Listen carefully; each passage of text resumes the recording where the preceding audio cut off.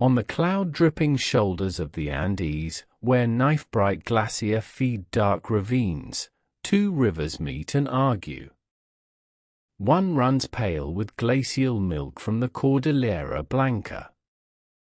The other swirls black with silt from the Cordillera Negra. Between them rises a stone geometry of terraces and galleries, vents and veins, a mountain made deliberate by human hands. Here, at Chavín de Huanta, the highland wind tastes of mineral and incense. Here the earth hums like a buried conch. From this crossing of waters and ridgelines, a name will ripple across valleys and coasts. Chavín. A word that will outlast its builders, like a thunderhead that keeps its shape even after the rain is gone. Night falls early in the gorge. The last sunlight strikes the temple's upper stones, and they burn for a moment as if the granite remembered magma. Then all is blue, and the sound of water becomes a law unto itself. In the courtyards, fire bowls breathe and gutters speak, underground ducts carry the voice of the river straight through the bones of the temple, so that the ground is always murmuring, and the priest's words ride on a current older than language. The wind up there is lean and salted by far-off seas. The earth down here is fat with roots and memories. A place of convergencies. A place to make a center out of noise.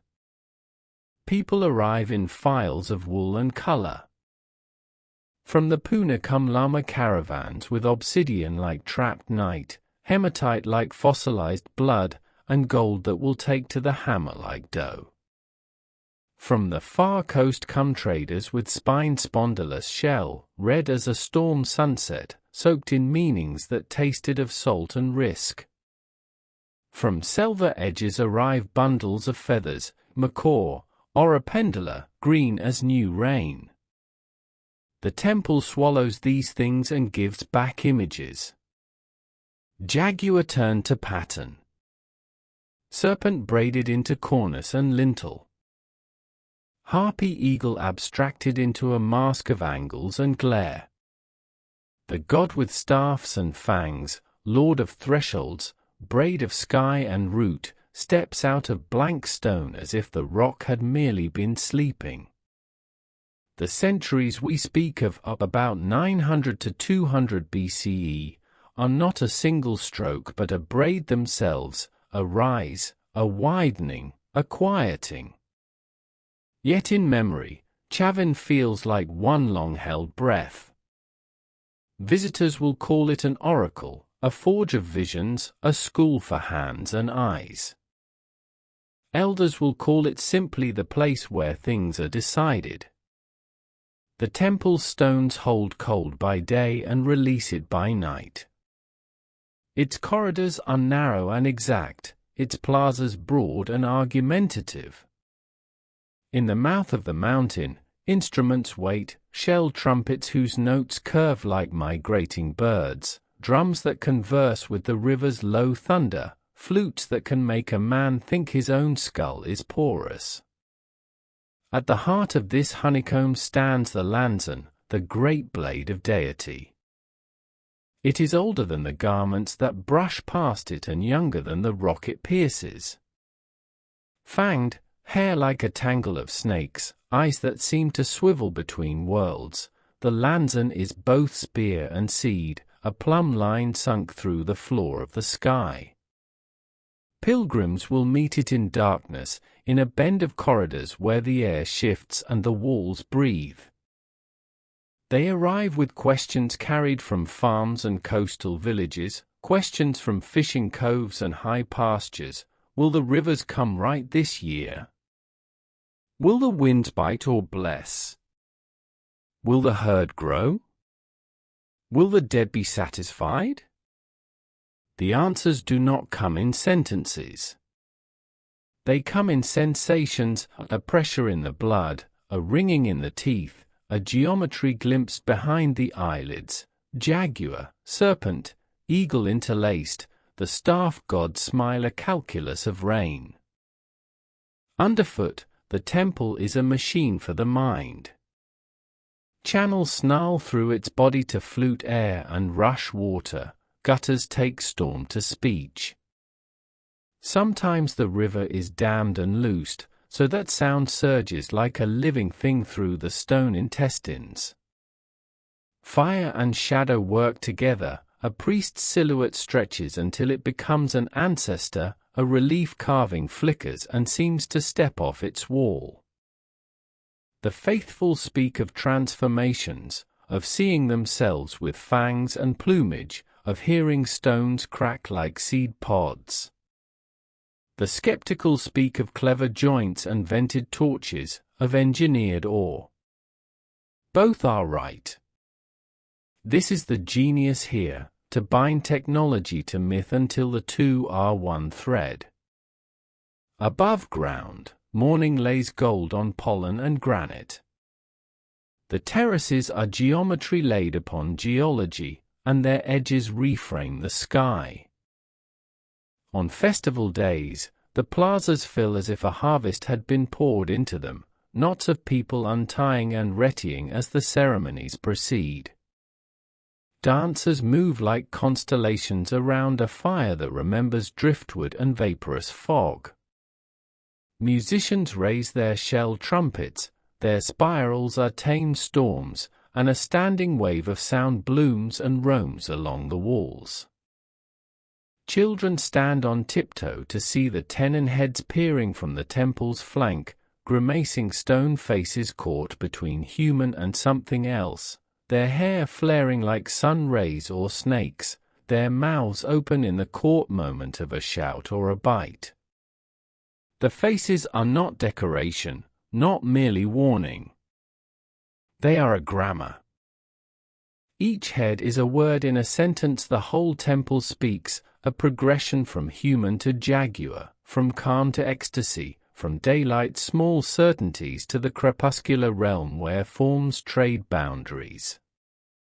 The message is an old one and a necessary one. The world does not sit still, it is always metamorphosis. To ride it, you must learn to change. Far beyond these walls, the Chavín idea walks in derivatives and echoes. Potters on the coast learn to turn clay into breath, stirrup-spouted vessels whose bodies bulge like storm clouds. Goldsmiths in valleys far from the gorge coax sheets of sun into earspools and pectorals, chasing lines until the metal sings. Weavers diagram thunder in cane-lid wool. The Chavín aesthetic, coiled, interpenetrating, a map of transformations, becomes a language that people who will never see the temple nonetheless speak.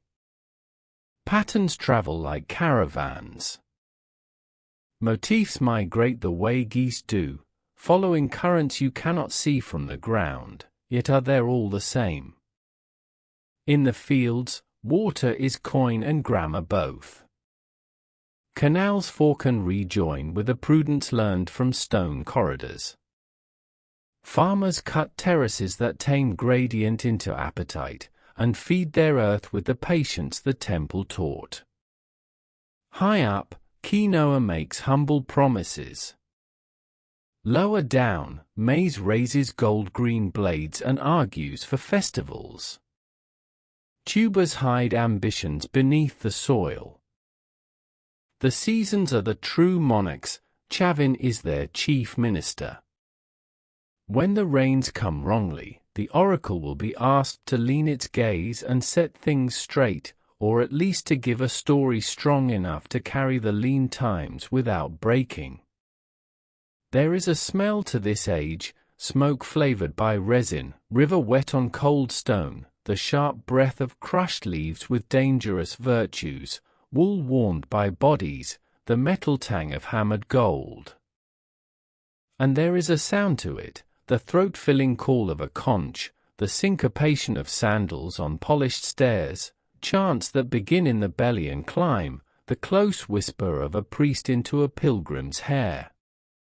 Above all, there is a look, faces upturned to a sky that is full of birds and deities, faces patterned with soot and ochre, teeth flashing in laughter and in fear, eyes reflecting flames that know exactly how little time they have before the wind changes.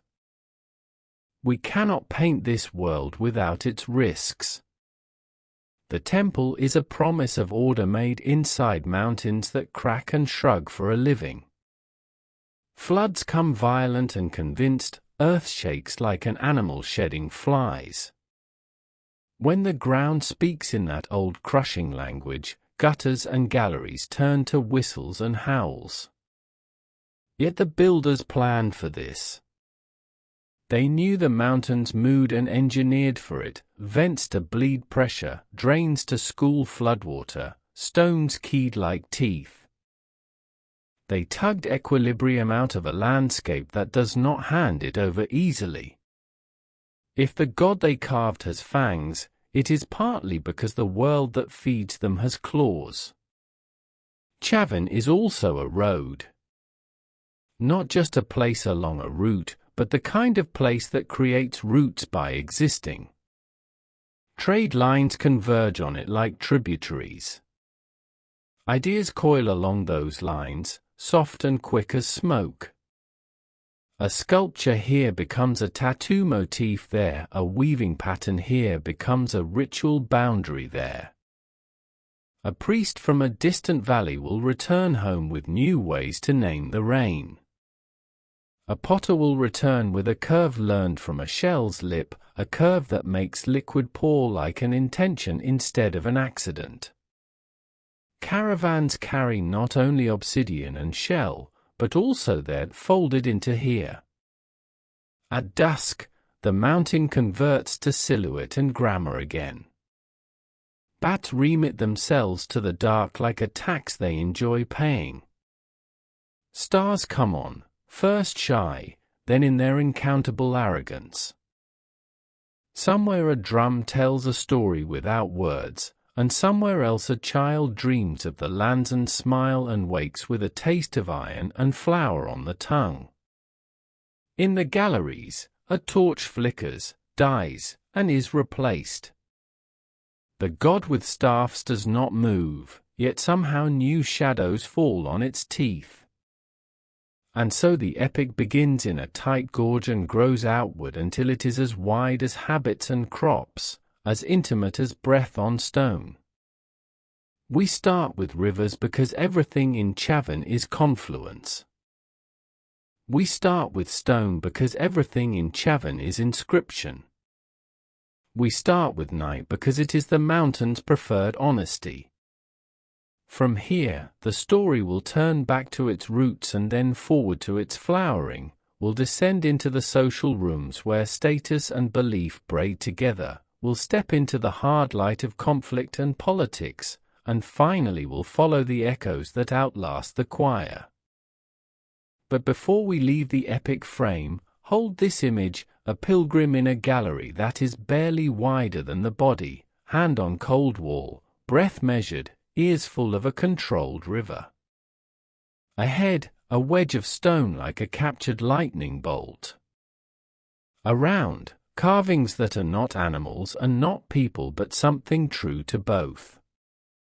Above, a roof that the builders convinced to float without falling. Behind, a world of terraces waiting for instruction. Turning, the pilgrim steps back into air sweet with smoke and maize, back into a plaza that will reopen the sky like a book. This is where the Chavín century unfolds, where stone becomes instrument, and instrument becomes law, and law becomes habit, and habit becomes civilization. The rivers do not stop.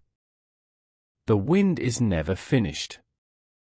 The mountain's patience is older than hope. And between them, for 7 centuries of arrivals and returns, Chavín holds a human-shaped mirror up to the weather of the gods. By dawn a frost lace lifts off the Ichu grass and the plaza breathes steam like a herd of sleeping animals. Llama bells clink. Traders unroll textiles whose patterns look like maps of thunder.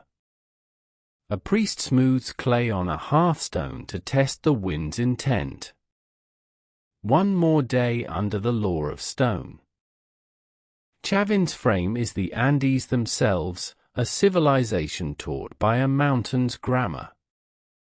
Slopes argue, rivers interrupt, sky withdraws, then lowers like a mercy. Every human line here must bargain with the land's older lines. The temple learns the negotiation and teaches it back. Cut a stair, but give the earth a drain. Raise a wall, but leave it a mouth to speak water. Carve the god as a blade, but set it where its shadow will elongate with the seasons, a calendar that is also a warning. There are days when the gorge is a throat for voices. Conch trumpets, strom bus shells tamed from hot coasts, open like spirals of hush and then reverse, they pour sound that steps through the plaza on long legs. Drums answer in a different weather, dry, deliberate, like footfalls on baked earth. Between them we flutes, reed thin, bone thin, a net that catches breath and releases vision. Hear enough of it and the sky seems to tilt, stare long enough at the tessellations and corners begin to move. This is not deception. It is education, teaching the eyes to notice that the world prefers to be alive. The temple shows its face in elements. In rain, its gutters flare, its channels speak with a braided tongue, images ascend where a trickle gilds a line and gives an eye a glisten. In noon sun, edges sharpen, and the staff god looks like a theorem solved in granite. In night, torchlight discovers carvings the way a hunter discovers tracks, partial, suggestive. The tenon heads hunker and flash their teeth, mid-metamorphosis, hair becoming snakes, eyebrows becoming wings, cheeks lifting into muzzles. A spectator learns the story by walking the perimeter, human, beast, storm, human again, changed. Dates fix themselves to this frame like bronze pins. Around ca 900 to 800 BCE, the old temple coheres, U-shaped embrace, sunken circular plaza like a pupil to focus a sky. Ca. 500 to 400 BCE, the new temple shoulders in, terraced and confident, galleries interlaced like capillaries. By ca 300 to 200 BCE, the voice lowers, addition slow, the plaza hears more echoes than plans. But the epic frame remains, a place that gathers, defines, sends out. From the coast, a man arrives salted and sun-bleached, carrying spondylus, red shell that tastes like a storm and a god at once. From the high Puna, a woman comes with obsidian black as a closed eye, she has walked days at heights where breath is a ration. From eastern slopes, a foretaste of jungle, comes a bundle of feathers the color of wet leaves. They enter under a stone lintel carved with fangs and curls, and inside their offerings become sentences in a language of image. A vessel is poured into a sound. A sound is poured into a god. The god, in turn, is poured into habit, how to plant, how to plead, how to endure. Pilgrims speak the temple's name in ways that reveal their wish. Oracle, if they want a future to be audible. School, if they want their hands to learn what their elders' hands forgot. Forge, if they want to be remade. They descend into the galleries, narrow enough that walls become companions. Air changes, cooler, damp with stone breath. Water mutters where it has been given a throat. At a turn, the Lanzan stands as if it grew there, not carved but germinated, a vertical river frozen into God shape, a face where the teeth are convincing and the smile is complicated. I see two ways at once. A pilgrim tries to do the same. If there is intoxication, it is the old Andean kind, bitter medicine from a columnar cactus, a green thought that makes other thoughts visible. But even without that sacrament, the house itself administers a dose, surprise, compression, resonance, the low thunder of engineered water. What the visitor calls a vision may be only the nervous system obeying architecture. What the priest calls the God's breath may be only wind from a vent that a careful ancestor found and then persuaded to become a voice. Only, we say, and laugh. The word is small for work so large. The frame includes an ethics, respect for the meeting of unlike things. Black river with white. Highland with coast. Stone with sound. Jaguar with man with eagle with serpent, a braid that refuses hierarchy. Stand long enough in the circular plaza and you can feel it underfoot, that preference for conjunction over exclusion. To say, and is to be Chavín. Disaster rehearses here too. The ground shakes, the river overreaches, slopes let go, sky refuses its rain or gives too much. Yet the temple has an answer for each mood, floodgates that turn rage into bass note, joints that flex rather than shatter, stairs that double as drains, drains that moonlight as flutes. Where other places build against the mountain, Chavín builds with it. Where other sanctuaries hide from the river, Chavín invites the river inside and teaches it to sing. By evening the plaza is a bowl of murmurs. A storyteller, scarred cheek, thick braids, voice in the lower register, recites a genealogy that begins with places rather than people. First there was face of cliff. Then there was hand of mason. Then there was breath of water. Children count 10 in heads and lose the count and begin again. A goldsmith, fingernails permanently bright, diagrams a pendant on the palm with a charcoal twig. A weaver's shuttle keeps time with a drum 2 courtyards away. The epic frame is not only masonry and geography. It is a tempo. Hold one last tableau before we root backward into origins. Torches ring the sunken plaza like a necklace of small suns, a conch calls, the staff-bearing deity's shadow lies laid like a compass needle. Above, the Andean sky shows all its cold jewelry. A caravan files out toward the coast, carrying stone-made ideas folded into textile and song. The rivers keep arguing, but their argument is now a law. We step off this high ledge of time and climb down into deeper time, to watch the first stones learn to touch. Before the dates the scribes agree on, there were other dates the land kept. Ca 1400 to 1000 BCE, shepherds trimmed roots across the Puna like threads, and gardens clung to slopes with the nerve of birds' nests. The Mosna River and the Wachexa, 2 oars pulling opposite currents, found each other and made a whirl of fertility.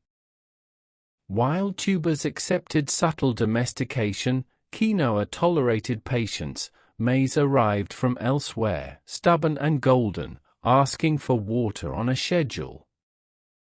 In these foothill villages, walls were not yet doctrine, but hearths already negotiated with altitude, and people had begun to listen to stone the way they listened to rain. Stories claim that the god came first and the temple later, as if belief were the seed and architecture the stalk. Archaeology, patient, dirt under nails knowledge, answers that gatherings came first, feasts with bones and potsherds as confetti, places where strangers agreed on the taste of a sauce and then tried to agree on the shape of a fate. By ca 1200 to 1000 BCE, a set of terraces faced the confluence, modest and daring at once.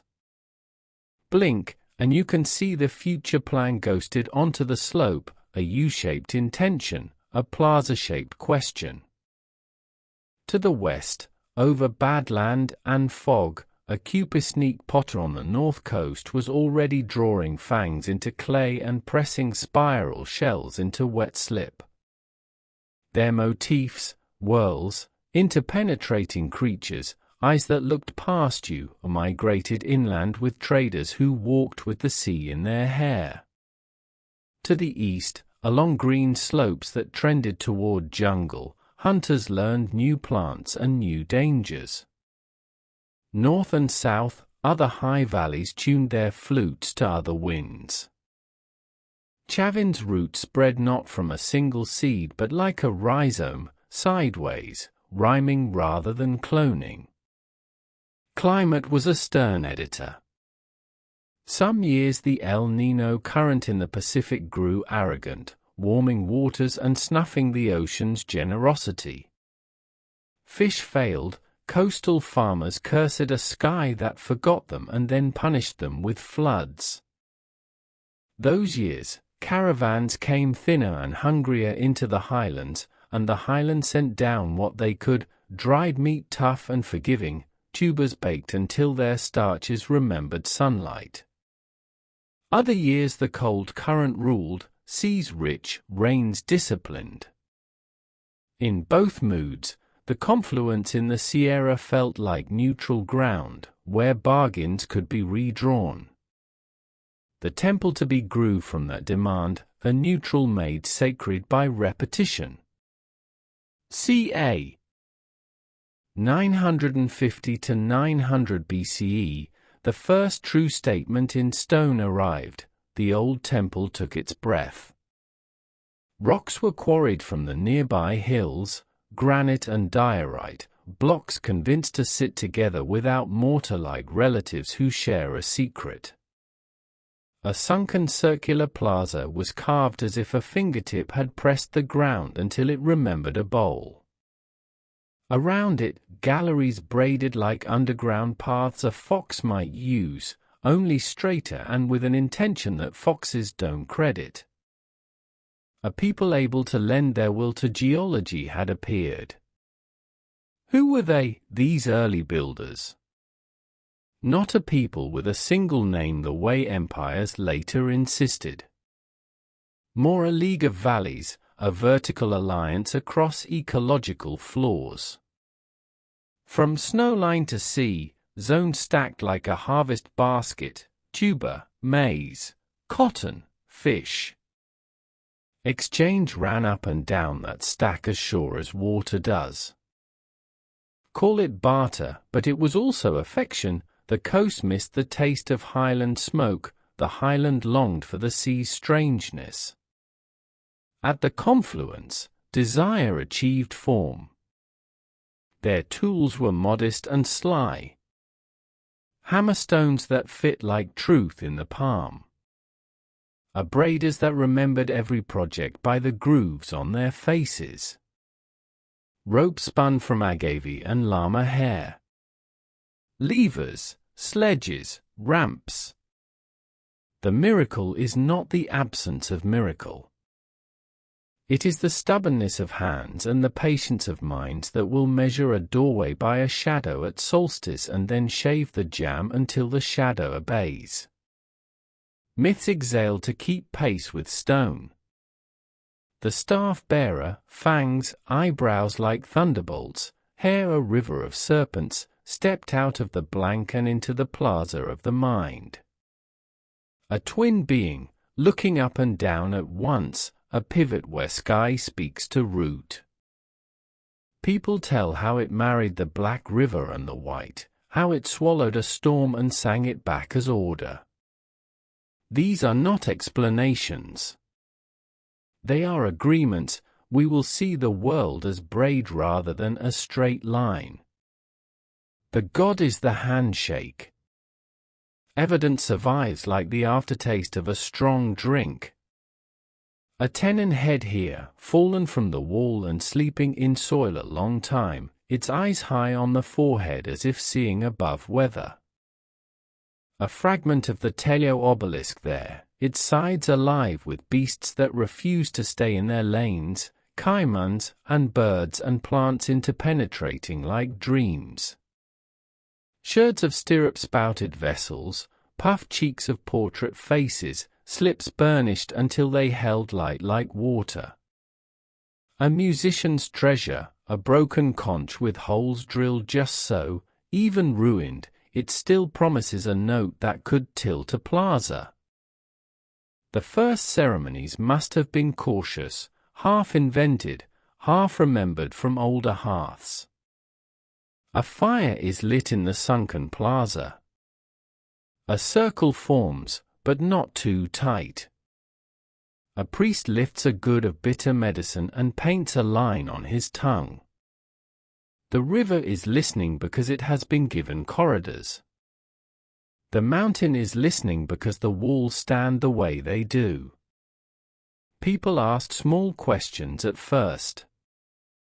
Will this child live? Will the frost spare the lower terraces? The answers are small too, a sway of the flame toward a carved line, a gust turned into omen, the exact moment when the conch's tone finds the seam between two stones and sets them to humming. Ritual is a technology. It improves by iteration.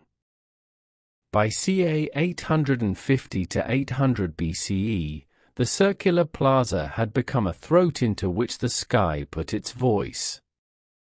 For stairways bit into it, aligned not to vanity but to mountains beyond. Around the rim, reliefs played their game of nearing and receding. Look once and see a feline, look again and see a priest, look a third time and the two have swapped masks without anyone moving.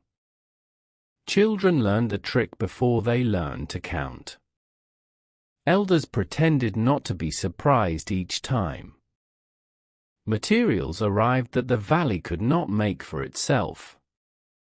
Obsidian, a glassy, congealed night, from quarries high and away, edges willing to be sharper than patience. Spondylus shell, the red geography of storms, carried on the backs of walkers who had slept 100 nights with salt dried into their hair. Cinnabar, powdered sunset, a pigment that clung to noses and made sneezes festive. Cotton from lower, warmer lands, to be spun and dyed and turned into banners that moved like arguments when the wind found them. Each import was an arrival and a promise. This place can hold what other places birth. The engineers and the myth-makers were often the same people. The one who calculated the gradient of a channel also knew where to place a lantern so that a carved eye would wink. The one who set a roof stone with the arrogance only balance can grant also explained that the god enjoyed a certain scent burned at a certain time. There were skeptics in the plazas, there always are, men and women who rolled their eyes and spoke of vents and imposture. The priests did not waste breath arguing. They had a better rhetoric. When the river swelled, the temple stayed. When the sky shook, the temple hummed but did not fall. Conviction by survival. There is a sketch on a sherd, someone's joke or someone's lesson, a feline mouth sprouting human teeth. Next to it, a human mouth sprouting fangs. Between them, a serpent in the shape of a question. The piece is cracked where the serpent narrows. Whoever drew it was not pretending to be clever. They were paraphrasing the land. seasons braided into decades, and decades into the horizon we call Chavín. The old temple became a habit, arrivals timed themselves to stars and to crops. News ran in on llama legs, a coastal lord had fallen to floods, a valley to the south had learned to grow a maize ear that packed the sugars tighter, farther east, a sickness was moving in the underbrush where the air is always wet. The confluence did what confluences do, it took the news into itself and returned an answer in a different shape. A new gallery was added, not for grandeur but to change the way a voice rolled. A stair was sharpened to a keel. The lanzon received fresh offerings, gold leaf stuck to stone with fat, feathers that gave up their green too eagerly, blood that clung black and honest, and the old ones were sealed behind new-facing stones, a sediment of faith. By the time we reach ca. 900 BCE proper, the temple is no longer a draft. It is authoritative, an elder with young joints. People come from distances that must be counted not only in days but in climates. They leave with the accent of the place in their hands, a new curve to a spout, a new habit of placing eyes in a mask, a new caution about drains. Chavín is not merely a site now. It is a style, a curriculum, a route cut through the country of the mind. The epic frame you met on the mountain's lip has found its roots deep and articulate. And still, the rivers argue. And still, the mountain shrugs. And still, the people arrive. The old temple learned to breathe long before it learned to speak. First breath, a channel cut along the slope, stone-lipped, teaching runoff to behave. Second breath, the sunken circular plaza, a bowl that caught sky and rumor alike. Third breath, galleries that coiled inward and downward, turning curiosity into pilgrimage. By the time the fourth breath arrived, ca. 800 to 700 BCE, the house had a pulse. Water and footfall, conch and drum, dawn and smoke. Architecture had become a body. The vertical alliance of zones hardened into routine. On the coast, fish fattened bellies and reputations, cotton bowed under breezes that never knew frost.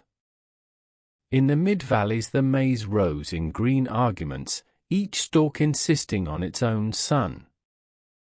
Higher still, potatoes and ochre and aluco hid their victories underground, patient and starchy, while came lids turned tough grass into muscle and wool. Caravans stitched the levels together like a scene that never quite finished, a moving treaty of reciprocity. No king signed it, the mountains enforced it.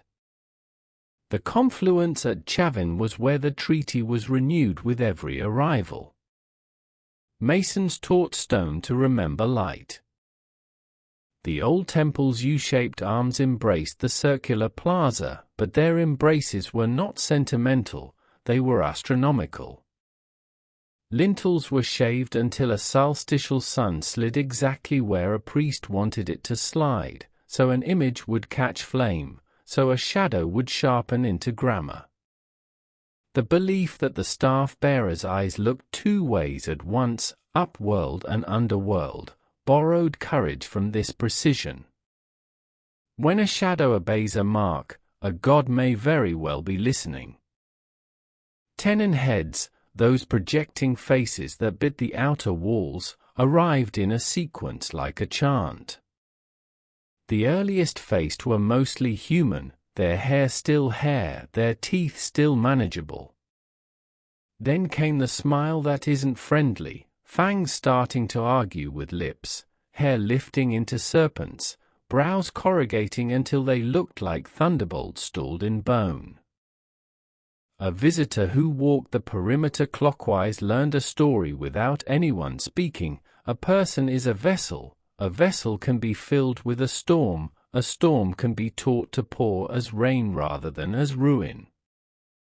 The last heads were hardly human at all, or rather more than human, caught between cat and cloud, mouth open in a syllable that has no letter. Transformation was not a threat. It was a pedagogy. Underground, the Lanzan kept its impossible smile. Pilgrims felt for it the way a seed feels for gravity. Tales claimed it predated everything, that builders wrapped galleries around a pre-existent spike of God, but the more honest tale is better. Humans carved the rock where veins ran truest, where the block would keep its promise to stand, where a corridor kink would make people arrive at the image breathless and disoriented enough to be teachable. The vertical dagger of deity bit soil and sky at once, as if locking the two into a truce no argument could annul. The medicine of the cactus, boiled to a slow green thunder, accompanied some initiations.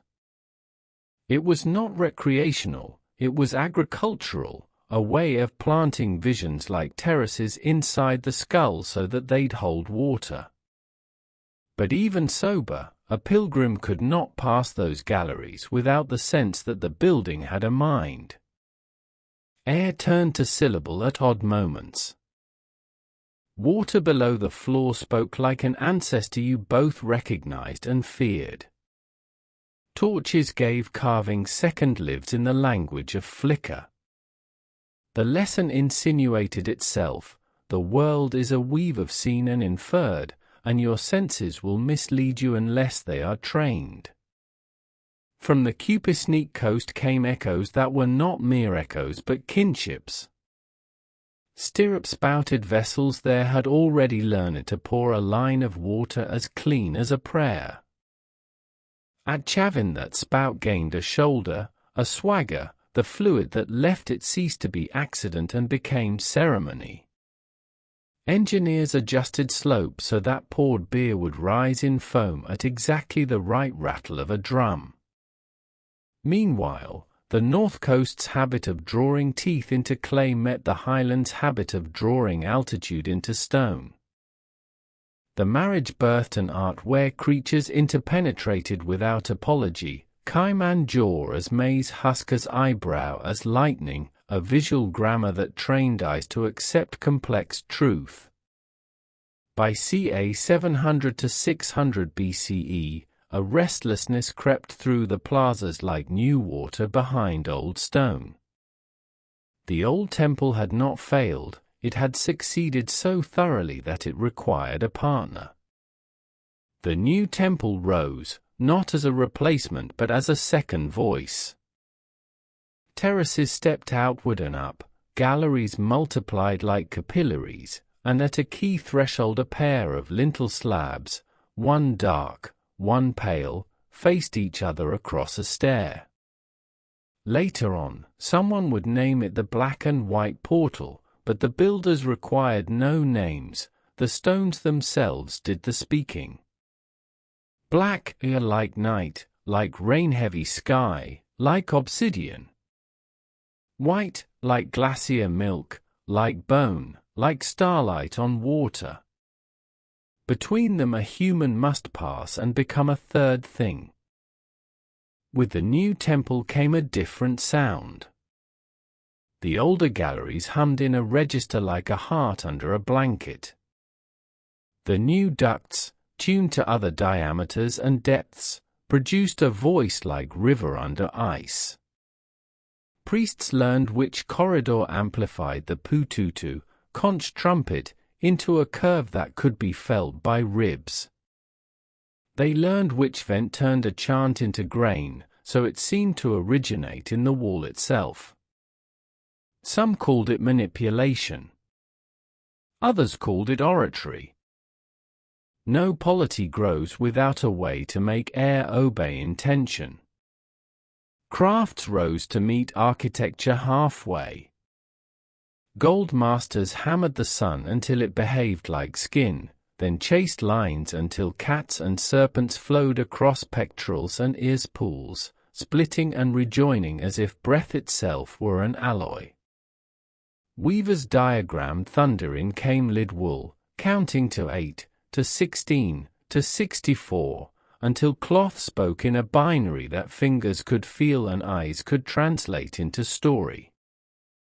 Potters didn't just model, they tuned clay, burnishing it until it remembered river light, then painting it in slips that flashed when the fire released them.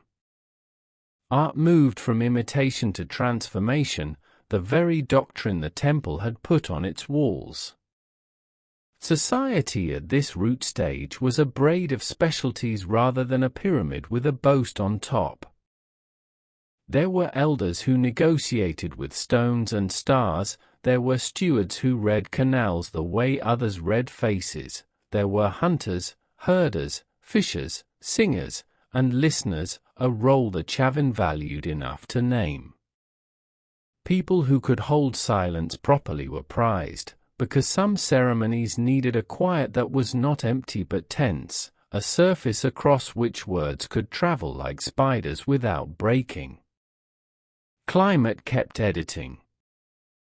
El Niño years bit the coast and sent panic uphill, fish scattered, rains came sideways, adobe remembered it was mud. La Niña years laid a more austere order, cold seas, bright catches, tighter rains. Chavín learned both moods and turned them into curriculum. A canal that in a soft year delivered water like a lullaby could in a hard year deliver it like a command.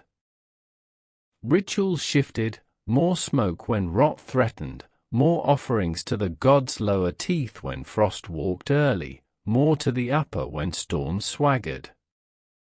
The staff-bearer was a barometer you could talk to. Imagine a year at the confluence ca 600 BCE. In the Puna, a boy learns to watch his llamas from below rather than above so ghosts won't trip them from behind.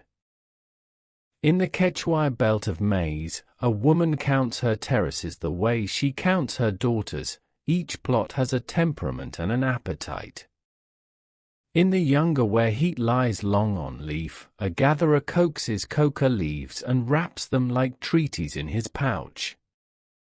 On the coast, a fisherman wakes to a sea whose skin is the color of pewter and whose mood is forgiving, he sets nets woven in highland habits. All of them live inside the same sentence, with commas named pass and market and plaza. The period at the end of the sentence is at Chavín, where a priest listens, measures, burns, blows, murmurs, and, most of all, orders the chaos into a pattern a whole valley can survive.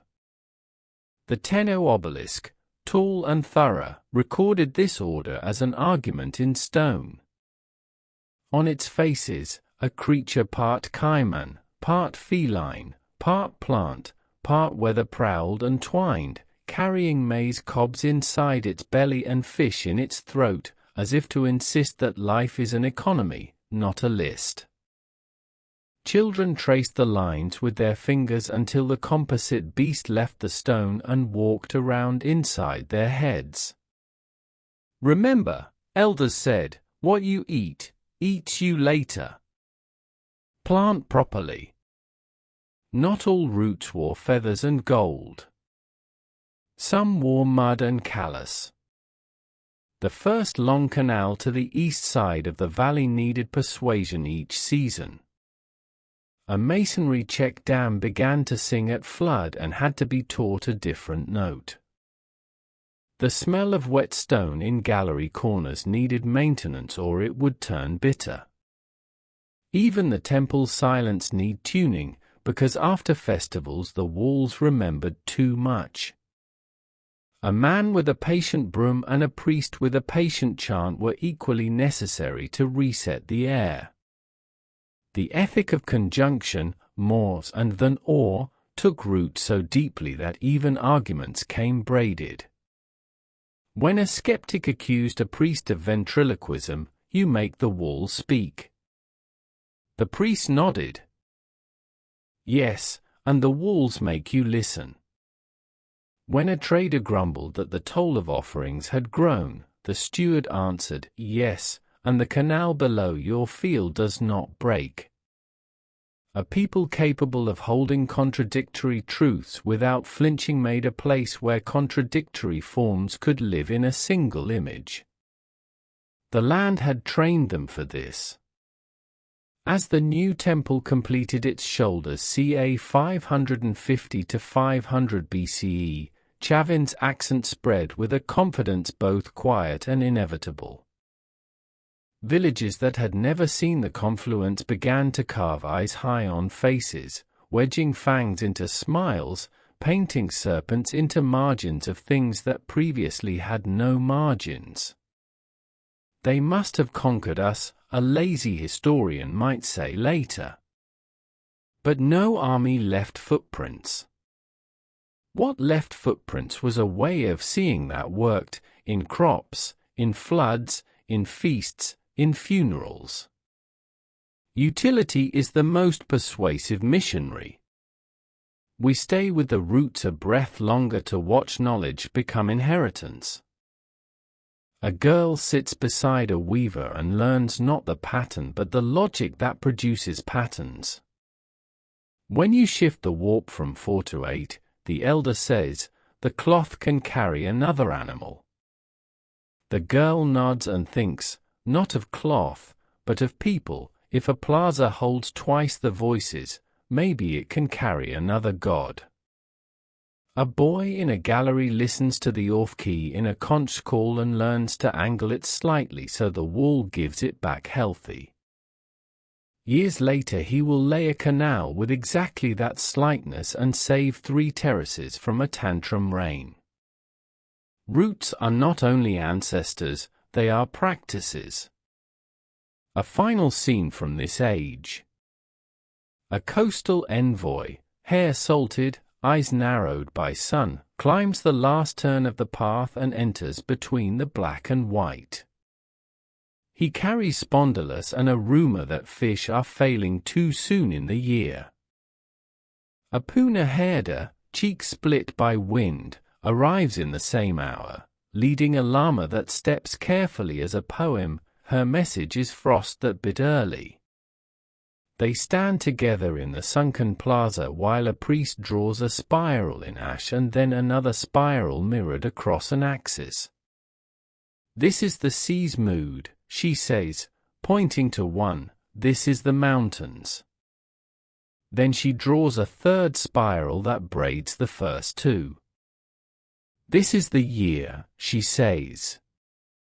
We will walk it. The envoy and the herder exchange a look that is half suspicion, half relief. They have not been given answers. They have been given a path. From this root work, the flowering is inevitable. The style becomes portable law. The oracle becomes infrastructure. The architecture's voice carries up and down roads that did not exist before people noticed they were already walking them. By ca 500 BCE, the greatest expansions are complete.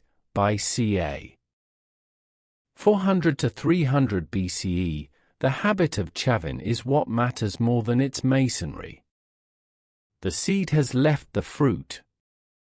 Soon we will climb into that flowering, material culture, trade, technologies, the mastery that astonished, the refined craft, the networks that bound coast, highland, and forest into a choreography. We will walk markets and workshops, look over the shoulder of a goldsmith and stand inside the beat of a musician. But everything we will see there grew from this, a confluence that taught itself to speak and then taught others to listen. Morning lays a bright blade across the ridge lines, and the temple answers with work. Chavin's bloom is not a single burst of petals but a continuous opening, terrace by terrace, workshop by workshop, road by road. The highland air is thin, the ideas are not. What began as a confluence grows into a system, what began as all matures into craft. If origins were a promise, this is the fulfillment. Markets of altitude. On fair days the upper plaza becomes an atlas of goods.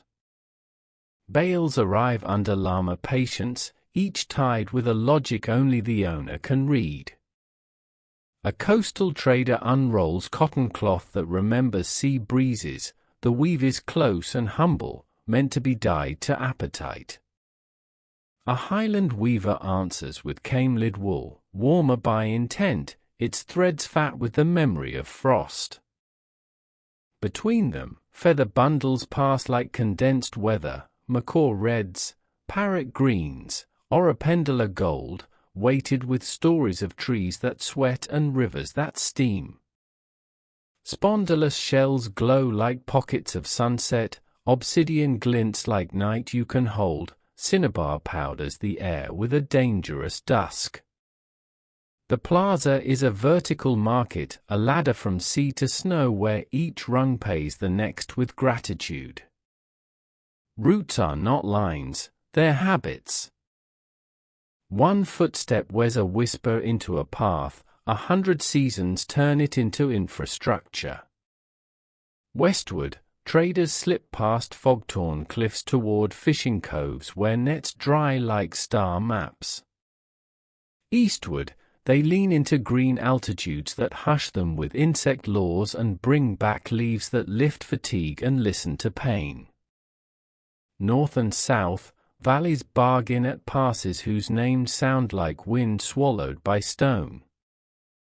The temple sits like a broker whose currency is meaning. What leaves here bears a mark, an angle, a curve, a taste, that other places begin to recognize as Chavín. Mastery that astonished the hands. The gold workers choose a sunlit corner, gold prefers flattery. Sheet metal, hammered thin with river stones that have learned patience, waits to be chased into relief, fanged mouths that also red as maize husks, brows that bend like lightning, serpentine hair that keeps turning into water when you look away. They anneal the sheet and return to it, teaching the metal to forget and remember in cycles until it flows. A pectoral grows on the bench like a polished argument. When it's finished, it catches fire from the air alone. Next door, a stone carver works granite into obedience. The rhythm is 2 beats and a breath, 2 beats and a breath, the same cadence a pilgrim keeps descending into the galleries. A tenon head takes shape, nostrils flared to drink weather, teeth between smile and warning, hair halfway to serpent. The carver files the final plane until it drinks torchlight properly. Mastery here is not just what a thing is but how it behaves under light. In the cool of a shaded portico, weavers sit before backstrap looms. Warp-faced bands grow with binary certainty, pattern as program, shuttle as stylus. 8-thread rhythms become 16, and then, as if a drum quietly added a hand, 32. They don't copy jaguars and serpents, they encode them, eyes that share outlines with seeds, tails that end in lightning kernels.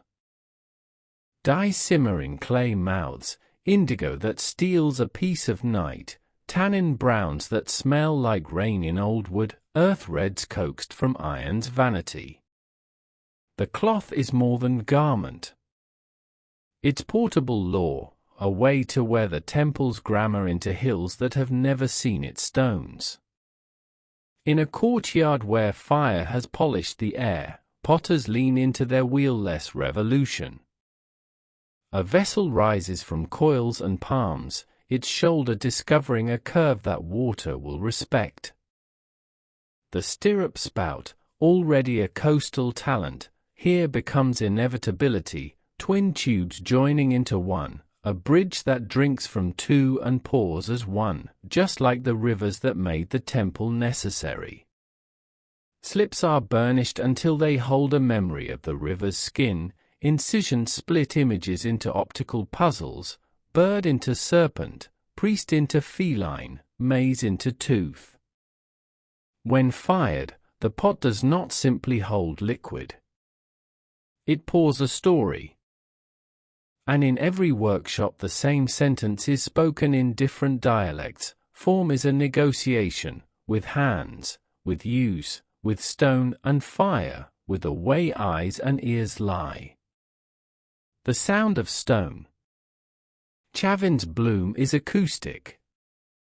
A pututu, conch trumpet, catches breath and then returns it as topology.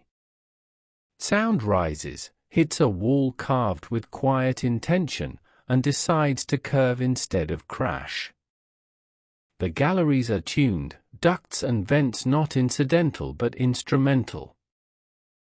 Some corridors thicken a drumbeat until it becomes weather, others gather a chant and release it on the far side of a room as a second voice, older and more persuasive. Architects and priests stand shoulder to shoulder, listening with ribs, adjusting a block by the thickness of a thumbnail until the wall starts speaking in the right person. A flute made from bird bone tries notes in late afternoon shade. Two holes closed, it sings river. 3. Wind at the rim of a good. 4. The word approach in a dialect only feet understand. Young players practice until breath becomes measurement, and old players, whose breath has thinned to thread, still find the precise pitch that makes a carving's I remember to glitter. Music is not pastime, it's architecture maintenance, keeping silence stretched tight like a drum over the spaces where authority lives. When the temple quiet grows slack after a festival, the musicians tighten it again with scales that stitch edges to pillars, galleries to plazas, people to stone. Water taught to think. Hydrology is the temple's shadow art. Canals fork and rejoin like a family that argues well. Check dams talk back to spate, spillways teach torrents to modulate their anger. On slopes where frost prowls at dusk, farmers throw cold traps, low walls that collect chill air and drain it like a ditch collects rain, so maize wakes unharmed.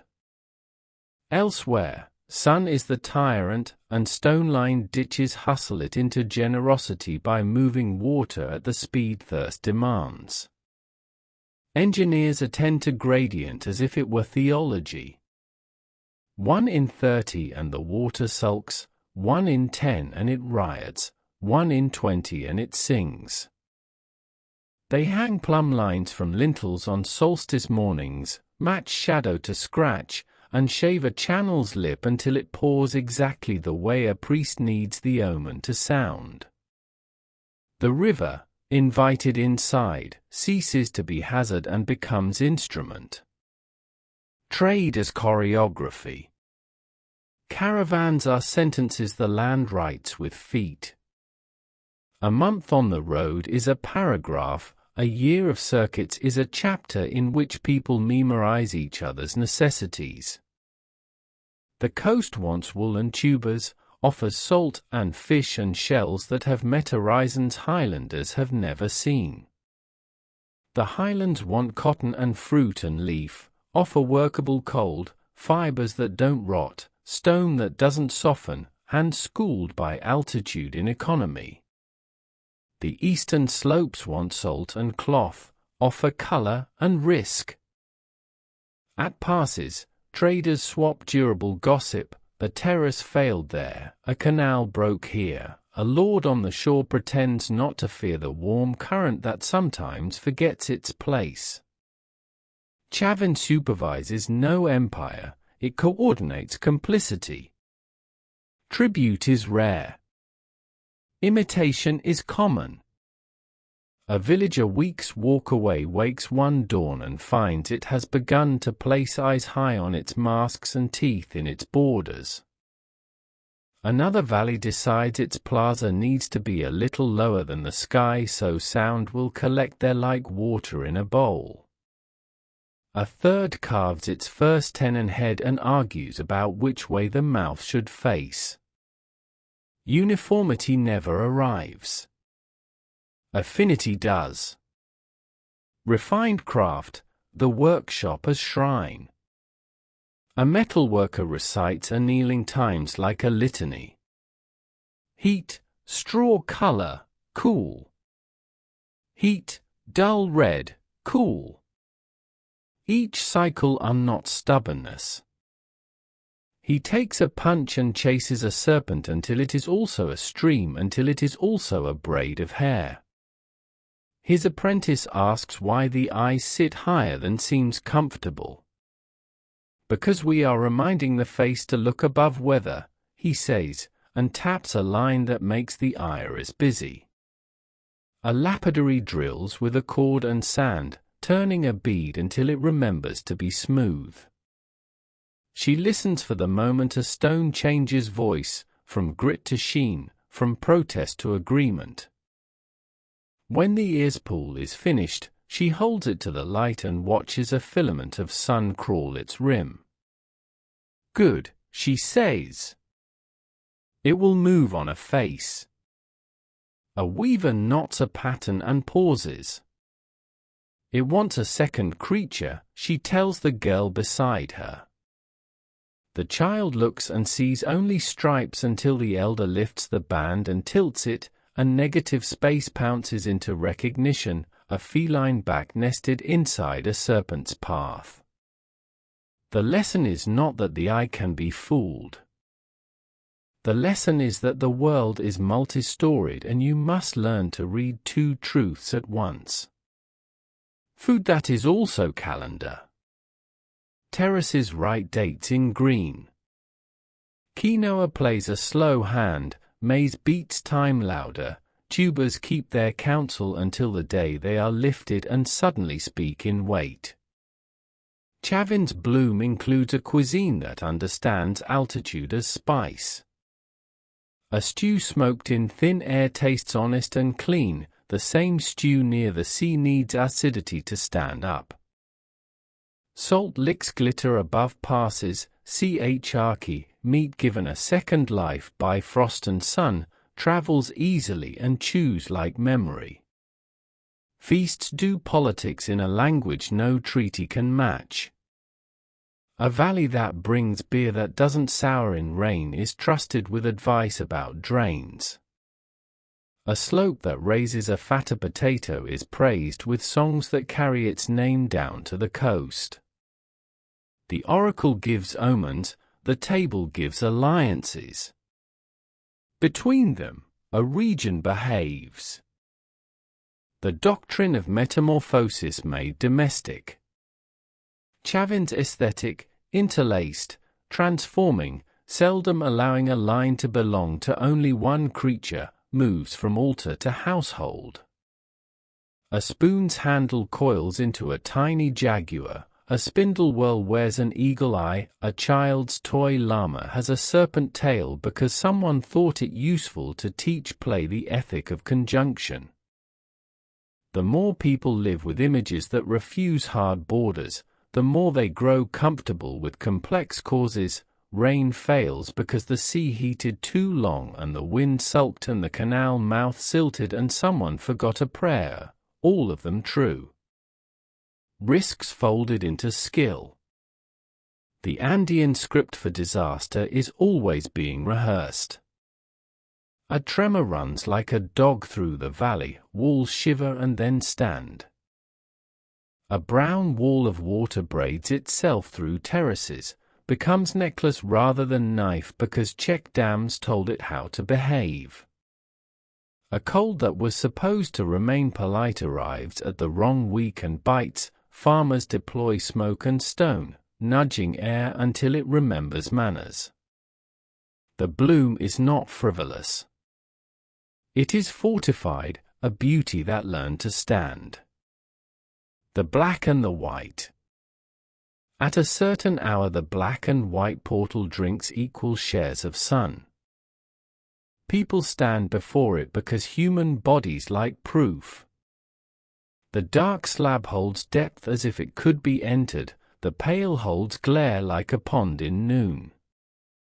Together they argue that difference is not a problem to be solved but a gate to be walked.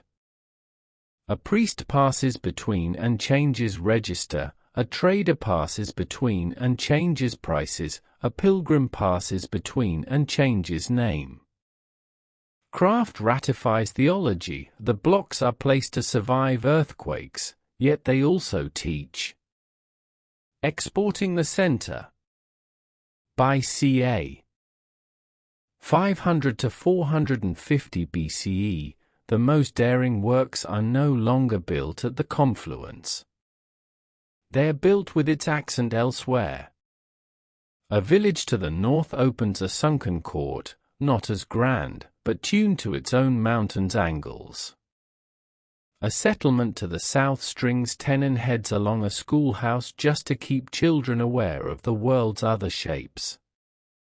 On the coast, a potter throws a stirrup spout jar that, when you tilt it, makes two small sounds before it pours, one for each river.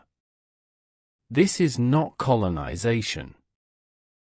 It is fluence, as water that has learned the easiest path where the stone says yes. What astonishes most? It is not the gold, though a necklace that lies like sunlight made obedient can silence a plaza. It is not the stone, though a lintel that weighs a family and flies anyway can hush a skeptic. It is not even the oracle, though a corridor that convinces the body to believe in two places at once can make a man weep. What astonishes most is consistency, 1,000 hands in different valleys speaking the same grammar without ever meeting. The Chavín sentence, jaguar and serpent and bird braided through maze and water and stone, gets finished in a dozen dialects, and all of them work. A day inside the bloom. Consider a single cycle, ca. 480 BCE. Dawn. A mason checks yesterday's joint, the seam has settled, he smiles because the wall has learned where it lives. Midday. A caravan from the east arrives under a drum cloud, and their leader raises a bundle of cocoa with the caution one uses for letters. Afternoon. A musician enters a gallery and plays the note that oils the hinges of silence. Evening. A gold worker sells an earspool to a woman whose gaze could unmake a lie. She tilts her head and a ring of pale around the edge catches fire, exactly as he intended. Night. A priest sits with a cup of green medicine, and for a long time nothing happens except that the lantern becomes the right size for the room. Then she rises, walks the ducts by memory, and opens two sluices. The river breathes. The temple sleeps without sleeping. Chavín at bloom is not an empire of miles. It is an empire of persuasion, of curves, of sounds, of drains that keep their promises. A bird of stone flies each time a passerby believes it was always meant to. Long roads, long memories. A road is not just soil rubbed thin, it is agreement over time. Llama bells stitch that agreement into the mornings. Ca. 550 to 450 BCE, the caravans moving in and out of Chavín settle into recognizable circuits, coast to highland to forest and back again, each loop a paragraph of promises. On the shore, fishermen trade salt, dried fish, cotton, spondylus, and the smell of tides. In the heights, herders trade charkhi, wool, obsidian, greenstone, and the grammar of frost. On the brow of the jungle, gatherers trade feather, resin, coca, hardwoods, and 100 rumors spoken in the quick language of rain. Some traders are specialists in risk. They carry fragile things, shell cups, thin gold, bright dyes, wrapped in layers of grass and prayer. Some are specialists in story. They arrive with a canvas of words, narrating how a southern valley found a way to make beer that refuses to sour in damp years, how a northern hill learned to tame a landslip with woven stakes and stone baskets. The temple listens. A priest repeats the best stories in a gallery where sound returns polished, and the rumor becomes instruction. Sometimes the coast sends a boat north beyond familiar fog, chasing the current into waters warm and treacherous. Spondylus lives there, shell of storms, and men who caught it come home thin and quiet, walking like those who have seen a god in profile. They climb to Chavín with their red harvest and lay it down. In return they receive patterns and drains, ways to keep houses standing and beer honest. Trade is theology with better knees. The craft constellations. Workshops orbit one another like useful stars. A potter leans over a fresh shoulder of clay, working an S-curve into the profile so the vessel pours with mercy, not splash. In the next court, a metalworker knocks the sun into submission, his hands a metronome: heat, quench, chase, heat, quench, planish. Across the way, a lapidary with a cord drill and powdered sand coaxes a hole through greenstone that would rather be mountain than jewelry. A weaver counts under her breath, 4, 8, 16, and her band begins to carry 2 images at once, depending on the angle of light. What unites them is more than proximity. It is a doctrine: material is not enemy, it is partner with a temperament. Learn the temperament and you need less force. Granite likes patience and constant angles. Gold likes cycles of forgetting. Anneal it so it forgets its stubbornness, then teach it a new trick before it remembers. Wool likes tension that breathes, cotton likes tension that insists. Water likes gradients that sing. Visitors to Chavín think they have come for an oracle and discover they have come to a school. The question they asked becomes a vessel shape or a drain slope or a stitch. They leave with answers their hands can repeat. Contour rivalry, teaching eyes to doubt. The Chavín style perfects a mischief of vision that scholars later call contour rivalry. A line is a fang until it becomes a feather, an eyebrow is also a snake, the grin you feared is a maize husk if you tilt your head or change the light. This is not trickery as performance. It is training. Life in the Andes is a school in ambiguity. A friendly cloud becomes a killer in an hour. A safe ledge is a trap in rain. A good year breeds forgetfulness. A bad year breeds attention. Art that requires reseeing grows citizens who can rethink. Stirrup spout bottles wear the lesson well. One shoulder shows a harpy eagle if the light is from the right, turn it, and the same cuts become feline cheeks.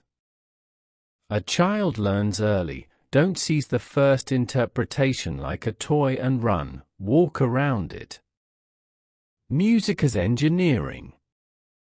A group of pututu players, shell trumpets bright with use, practice in the lower plaza. Each shell is slightly different, each voice finds the corridor that likes it. The practice is half music and half surveying. Where does the second tone bloom? Where does the wall swallow the lowest note? Which vent in the new temple returns a chant older than itself? The players mark the answers in their bodies.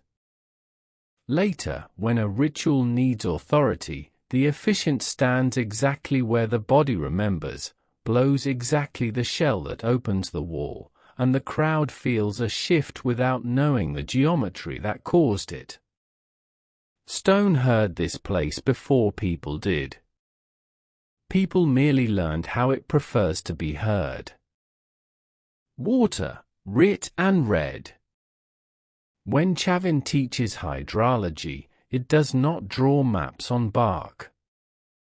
It teaches with walks. An engineer, barefoot to feel grade, leads apprentices along a canal. Here the slope is too proud, see how the water hurries and gossips. Veer left a hand's width and the gossip turns to song. They pad onward. Listen to the spillway, that note means the sill is chipped, a flood will turn it into a knife. We file it this afternoon. They crouch at a culvert. When the river speaks in bass, the stone is good. When it speaks in treble, it is hiding a crack. They study sediment as if it were writing. A brown smear on a stair nose tells of a storm that disobeyed. A smoothness on a lower wall says a standing pool lasted a day too long. Knowledge here is palpable, you can run fingers over it. The spread of an accent. After ca 500 BCE, Chavín's images and habits colonize without soldiers. Far valleys adopt a sunken court, not as grand, but aligned to their mountains. A northern highland sanctuary sets tenon heads along its facade, their mouths open in the same pivotal syllable, but the brows echo local storms.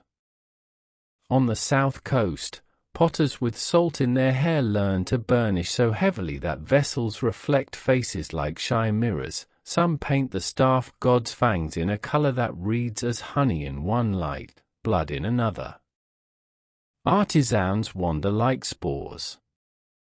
An itinerant goldsmith spends a season by a mid-valley river, marrying coastal hammering to highland icon. A desert-edge potter arrives in the Sierra and fattens her profiles against cold air. A weaver from the chill belt spends a rainy month near the jungle lip and returns with greens no mountain ever made. No one decrees a canon. Affinity spreads because it solves. Workshops that double as chapels.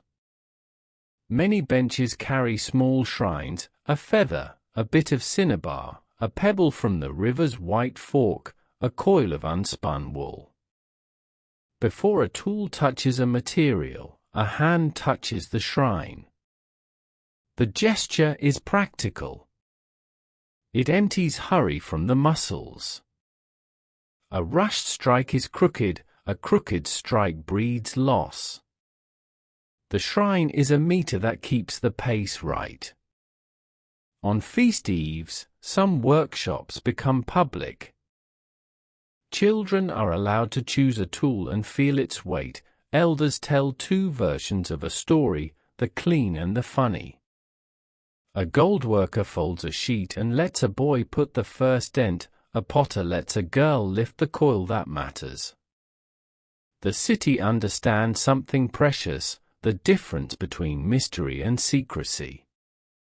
Keep the first, share the second. Food as technology, table as treaty. Chavín's kitchens are laboratories with fires underneath. A cook knows the curve at which maize beer becomes courage instead of trouble. A stew can be louder or quieter depending on the day's mood. Acidity from tumbling berries tames fat, smoke from ichu grass deepens thin broth. During El Niño years, When the coast limps, Highlanders add salt and memory to the pot, then carry it downhill with words that taste like we'll manage. Feasts seat rivals side by side and teach their tongues to agree even when their hands cannot. Someone at the head of the table raises a spoon carved with a tiny jaguar and makes a joke about biting the stew. Laughter sets the treaty's first clause. Later, a priest reads the foam in a line of good cups and speaks weather to the crowd without frightening the children. The portable temple. The Chavín sentence, those braided beings and tuned waters, learns to travel folded. In cloth, complementary warp bands that flash between two motifs with a tilt. In music, a flute scale that summons both river and wind.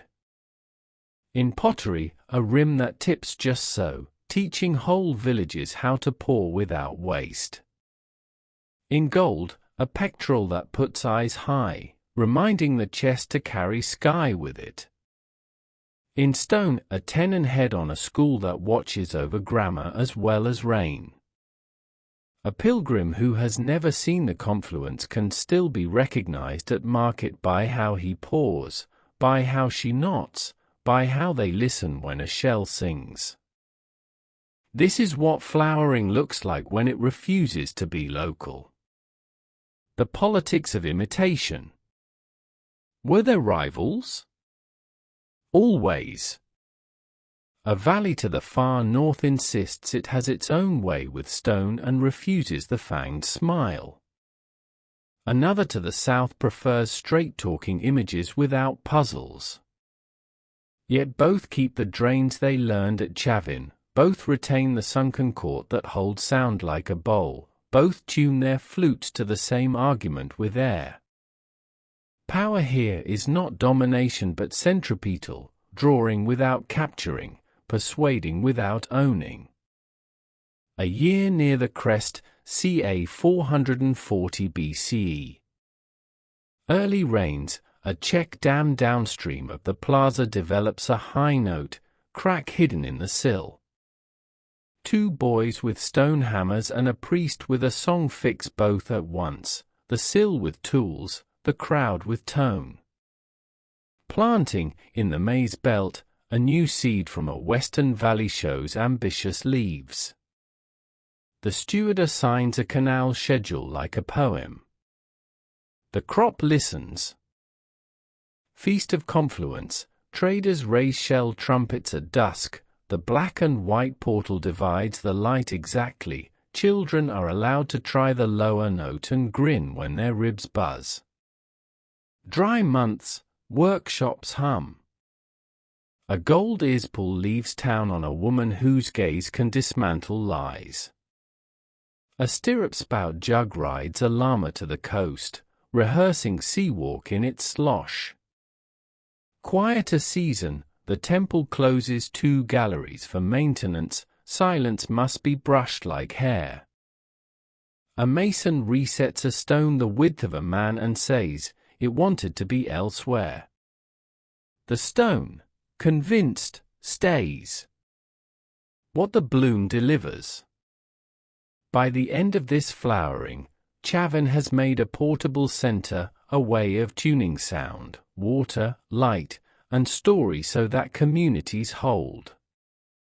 It has given valleys a toolbox for belonging, not a flag, not a law code, but a set of practices that make order feel native.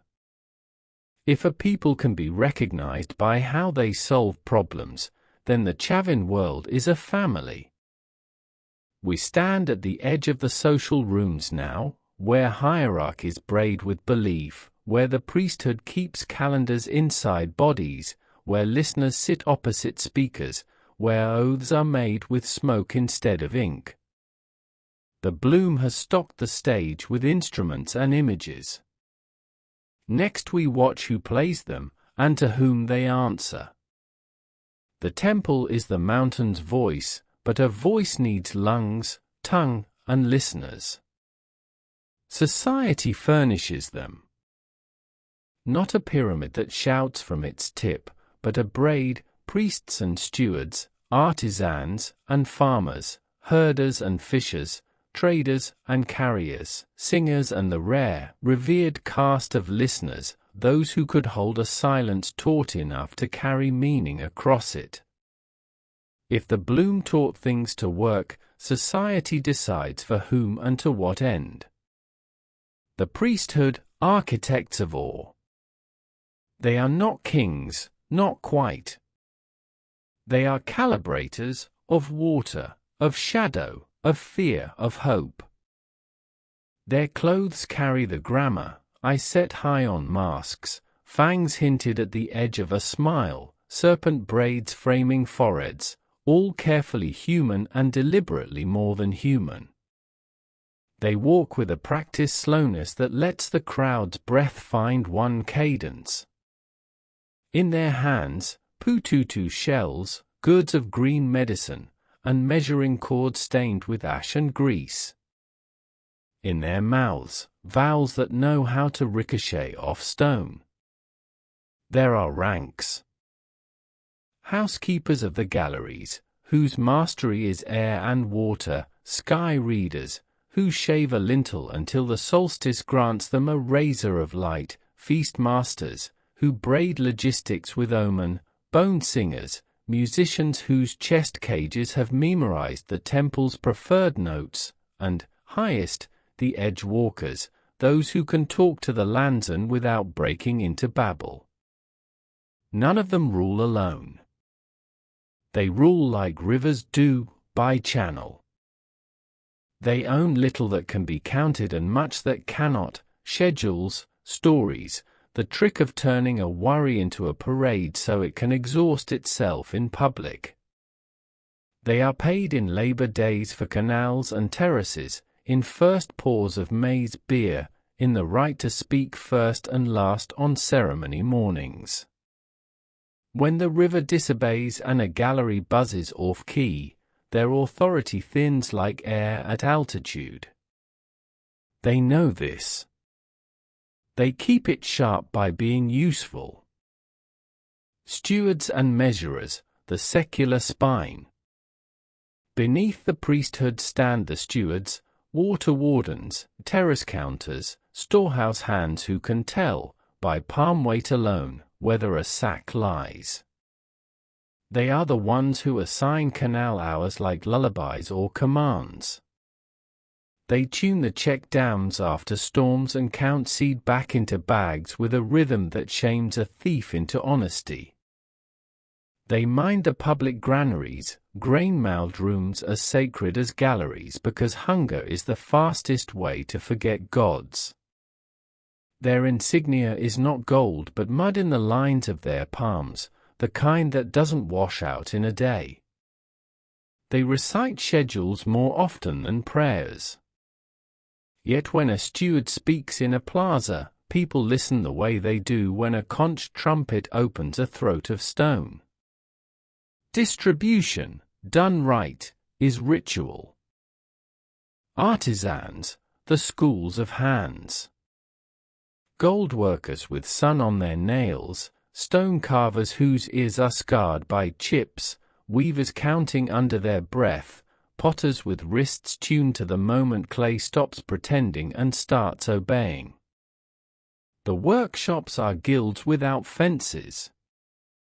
Apprenticeship is long, not because the tricks are secret, but because the temperaments of materials require patience.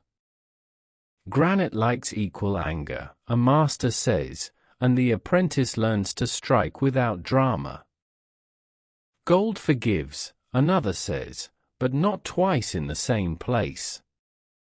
Status follows excellence, but excellence is a communal noun.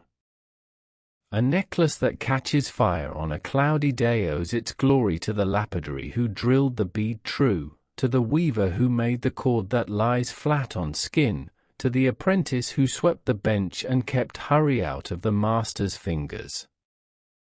The workshops tithe objects to festivals and labor to canals. In return, they receive names that travel with their work along the roads, names worth more than copper. Farmers and herders, keepers of the terraces. They live on slopes that tilt dreams into discipline. Their days are a curriculum of water and time. Before sunrise, feel for frost with the back of the hand. If it bites, light smoke fires in the cold pockets and pull the breath of night downhill. Midday, listen to the canal's mood. If it brags, it's too fast. If it sulks, it's clogged. Evening, walk the stone lips, palm every joint. A wall that wobbles in summer will fall in rain. Their faith is practical and therefore deep. They lay first tubers under a pinch of cinnabar. They pour a child's first beer to the ground, a small apology to a large system. They name their terraces like daughters, temper, hunger, stubborn, easy, and can predict which will betray them in an El Niño year. In the dry season, they migrate upwards with cane lids, turning distance into wool and meat. In the wet, they descend, trading fat for salt and song. Fishers and forest edge folk. On the coast, men and women step into reed boats as easily as onto terraces, following a knowledge that doesn't sit still. Nets are looms that catch mussel instead of story. Their houses smell of salt and the slow, clean rot of seaweed drying for cordage. In the east, at the brow of the forest, hands coax resins, feathers, leaves that tame hunger and pain. They speak a quicker language, whether in sentences shorter than mountain speech. Their gifts arrive at Chavín as breathable color and stamina. Traders, the road-born diplomats. They return with dust in their eyebrows and rumors in their bags. They know the tastes of valleys, who prefers bright cloth, who trusts plain, who needs drains more than dance, who is proud and therefore delicate. They carry portable temples, a band with a two-faced pattern, a small pututu with a voice that fits a courtyard, a stirrup-spout vessel that pours 2 notes before water. They can broker a peace faster than a priest if they can seat angry cousins at the same table with a beer that foams right. The listeners. Every society has speakers. Chavín formalized the opposite. Listeners sit in plazas and maintain the tension of silence, not emptiness, but a drum skin stretched between people. Their gift is to keep a crowd from breaking into many small hungers while a priest tunes a conch, while a steward weighs water with words, while grief or fear is organized into ritual. On feast nights, when music could tip the city from order to appetite, a listener will stand, raise a hand, and let quiet arrive like weather. The crowd loves them for this. A few fear them. Children, elders, and passage. Children share tools before they get toys. A festival week lets them hold a hammer, smooth a coil, finger a shuttle, blow a wrong note into a shell and laugh when their ribs shake. They learn to pour before they learn to count. A jug tilted too far is an ethics lesson. They learn contour rivalry by tracing a carved brow until it becomes a serpent and then, with a sideways glance, a maize husk. Every practical thing is preceded by a story of how the mountain prefers to be asked. Elders are libraries with joints. They remember the year a check dam sang too high and how the stone that fixed it smelled when it was wet. They have the right to interrupt priests with a cough if a ritual's timing wanders. Their deaths are long, not postponed, but prepared. A house grows quiet, cloth is woven that will never be worn, a cup is set aside whose only job is to be emptied once. Burial is crouched and careful, with feathers and shell and a slip of powdered sunset pressed at the brow. If the land permits, the old are moved later, rebundled, so they can attend feasts with a better view. The temple does not argue with this practice, it is another way of keeping councils full. Initiation is not a single night of drama but a season. Some drink the green medicine under a hand that steadies the cup, some enter the gallery sober and learn to trust stone pedagogy alone. Each is led past the black and white and told nothing except to notice. Each is shown a drain and told to listen until it delivers a voice that isn't water. Each is faced with a carved eye that refuses to decide whether it is human, cat, serpent, or bird. The lesson is always the same: to live here is to make agreements with ambiguity. Law without writing. There are no inked laws. There are habits enforced by mountain and plaza. Theft is rare because reputation travels faster than a man on a good llama. Violence happens, but the plaza can cool a man as surely as water can. Cases are sung before they are judged. A steward speaks for the canal. A priest speaks for the gallery that was woken at the wrong hour. A listener speaks for the silence that was broken too soon. The judgment is a schedule, days of labor repaid, offerings recalculated, a bench place removed for a season, a spot in a gallery regained after proof of patience. Oaths are made with foam and ash. The right hand on a cool stone, the left around the stem of a good that has sweated all morning. A word spoken into a drain, so the river hears, and another into a vent, so the mountain hears. No blood is spilled for every promise, some vows cost only breath, others a llama, others the color from a festival cloak. Belief, the three-story world and its hinge. The Chavín cosmos is tripled and braided. Upper, the bright, cold pages where eagle makes its slow handwriting across noon. Middle, the walking world, full of mud and bargaining.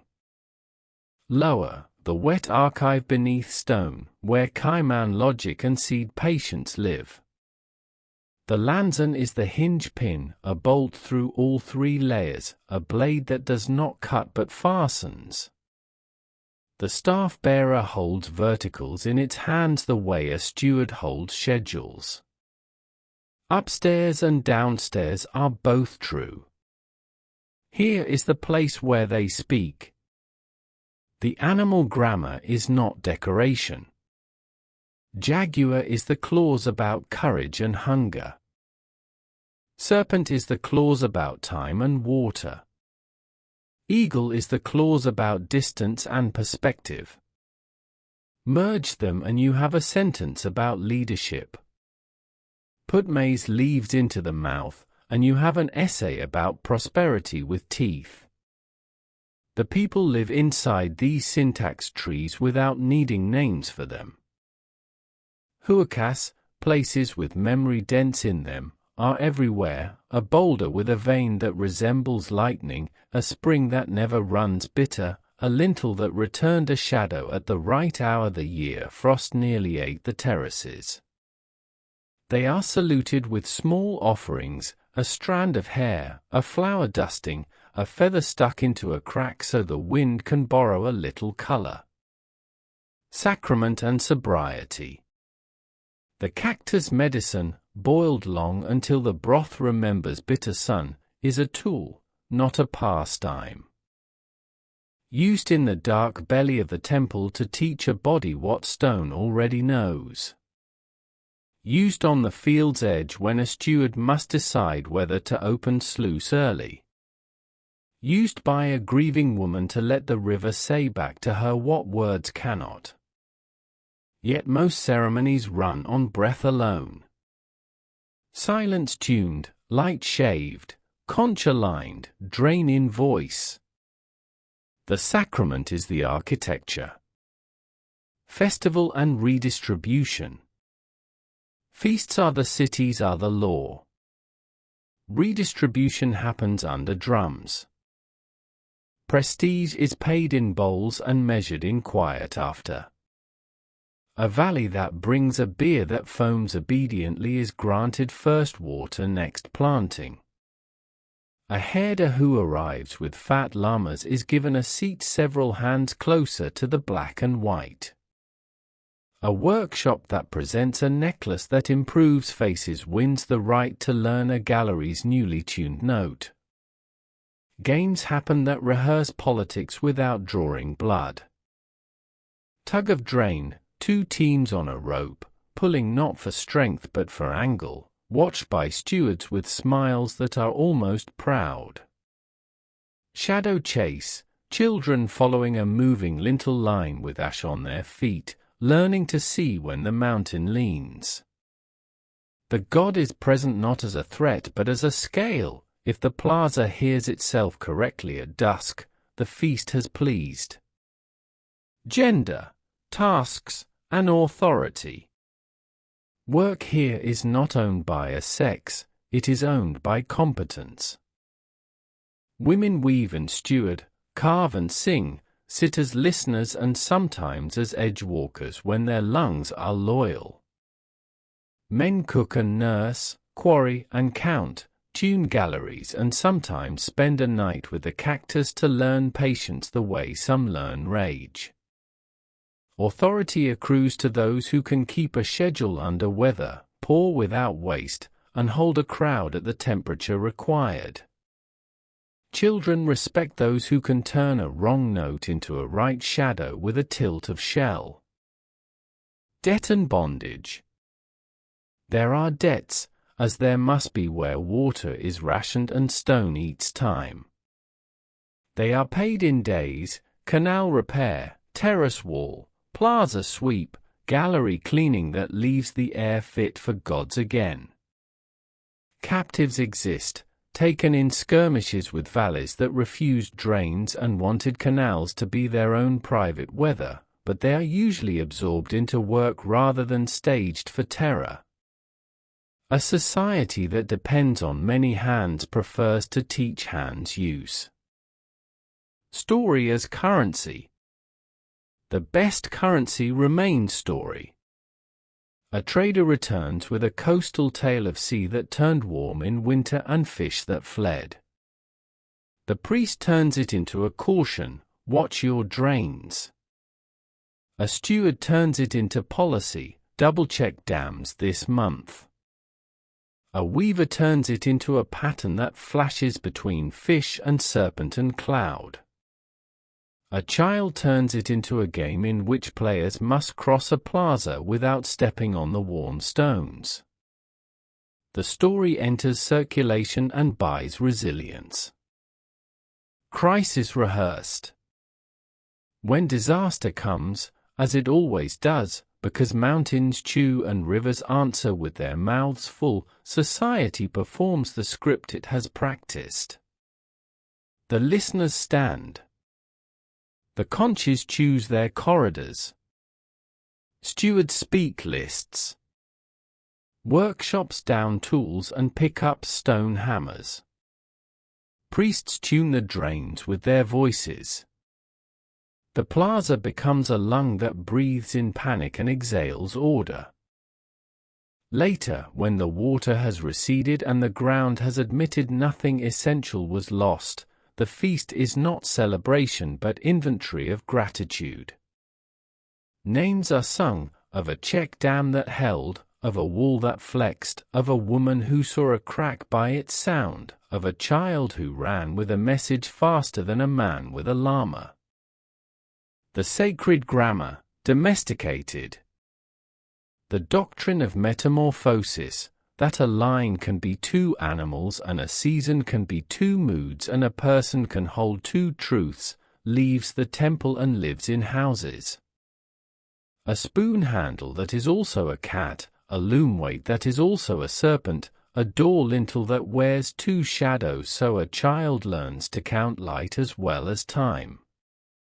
The house itself becomes a small grammar, a place where water is taught to behave and where guests are taught to be citizens. Pour this way. Step this way. Listen for this. Dissent and ambivalence. Not everyone loves the fang.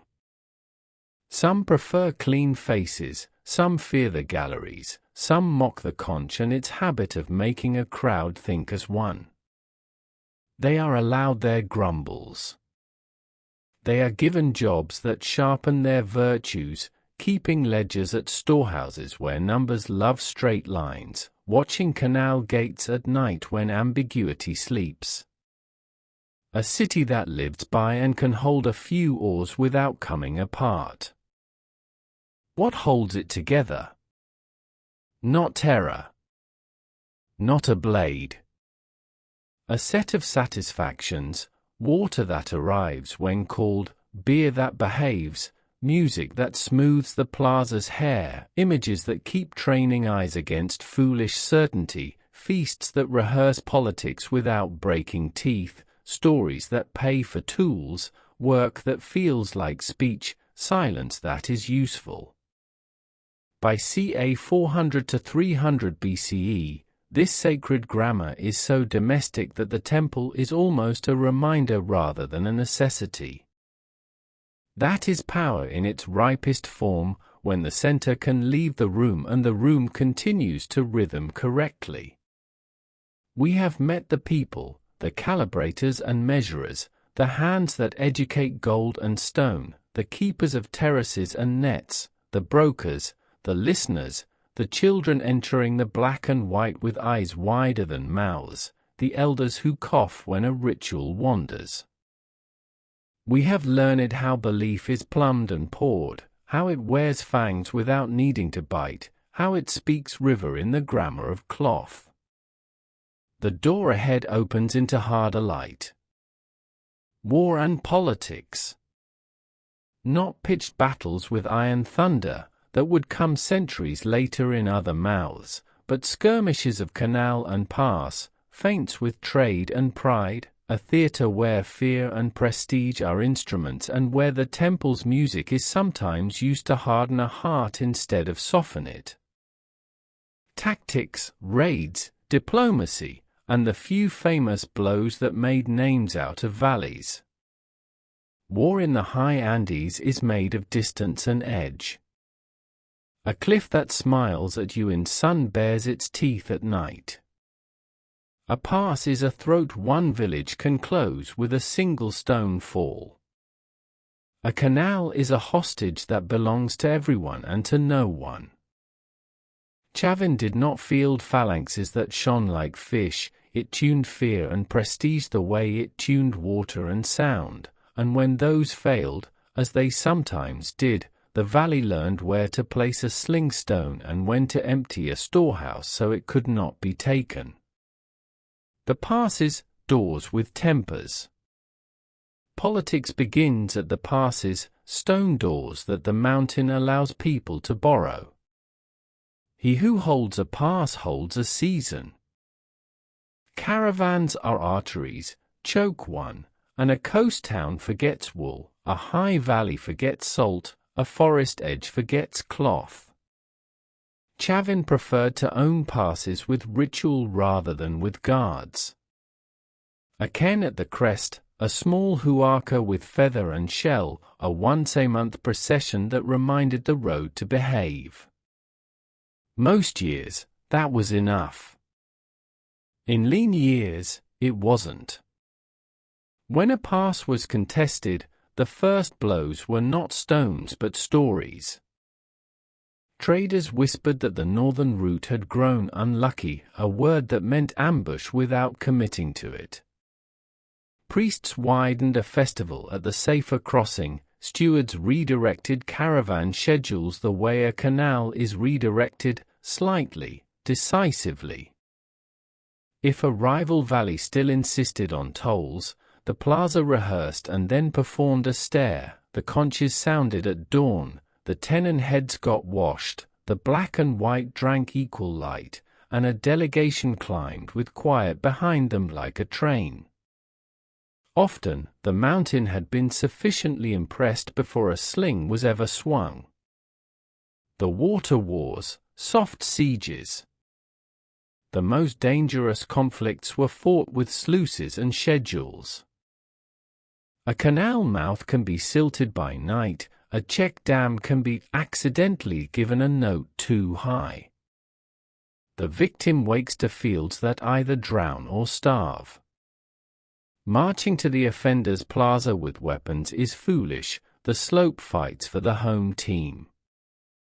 Chavin's answer was the soft siege. Traders stopped bringing what the offender could not live without. Musicians stopped touring there. A weaver withdrew a pattern that turned out to be a passport at other markets.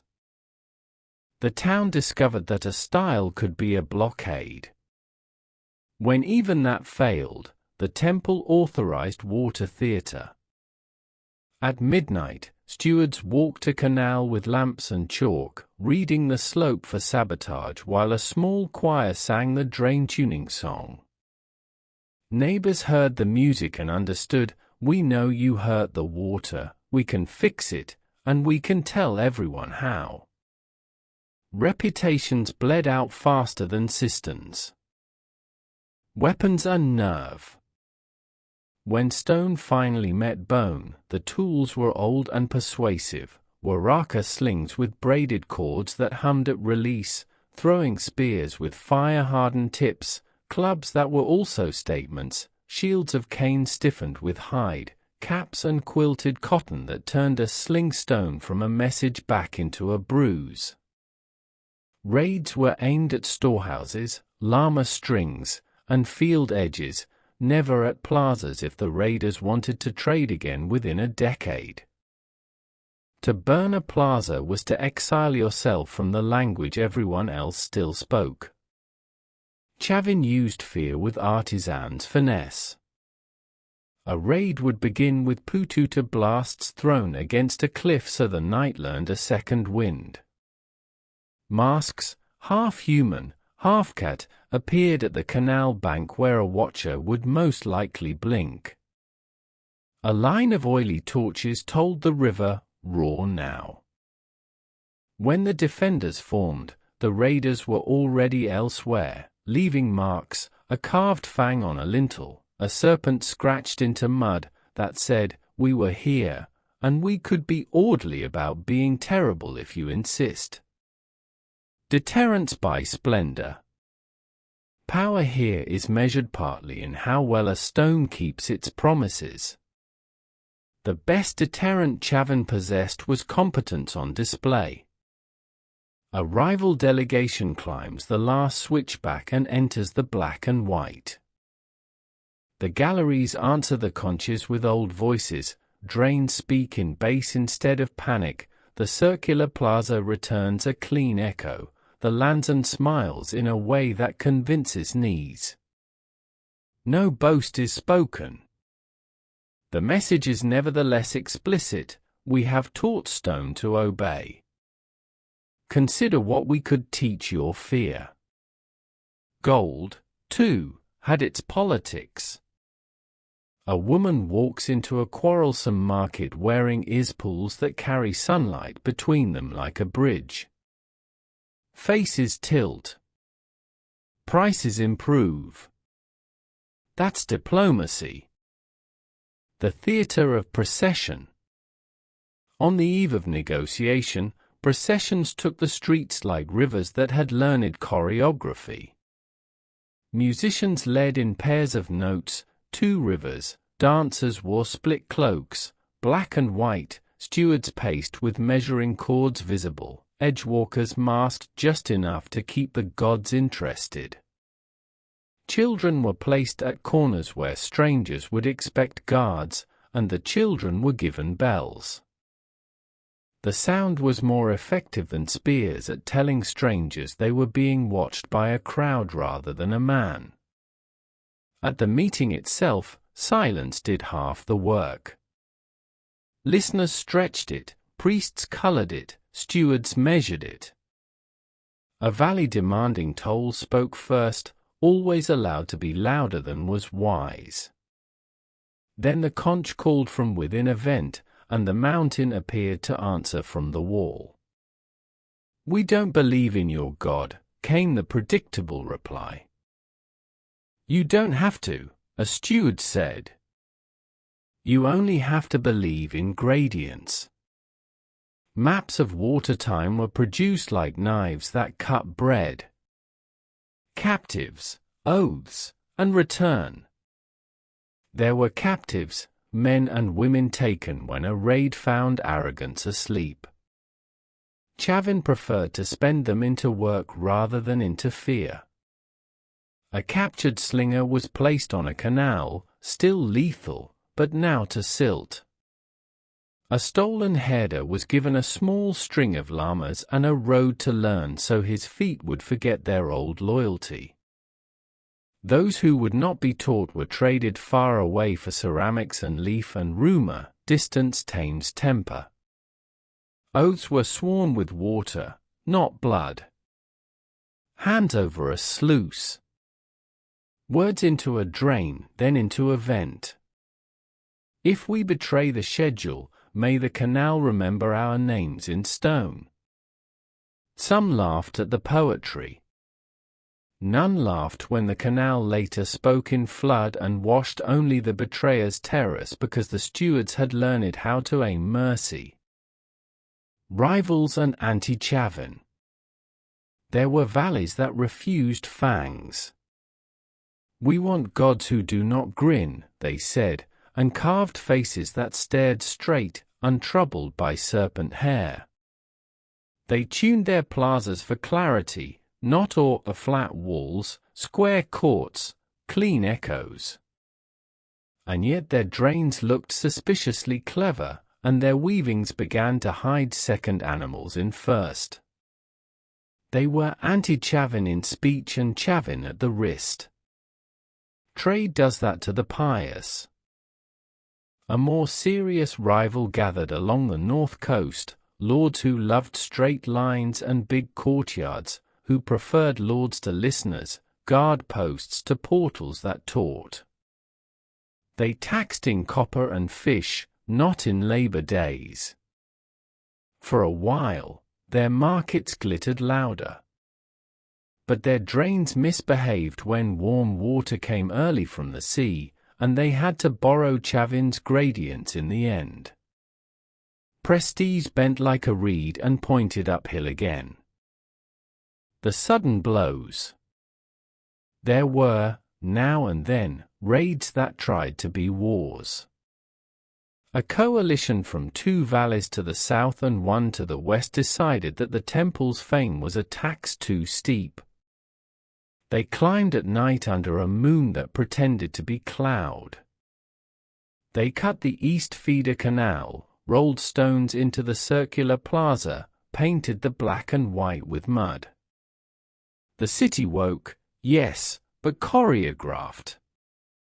Listeners stood like posts. Conches folded the crowd into one animal.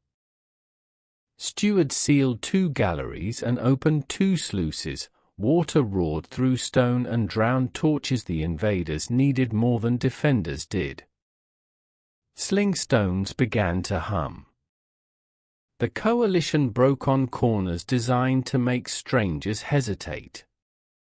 The counter-raid went no farther than the pass, stopping at the cairn so the mountain could be witness.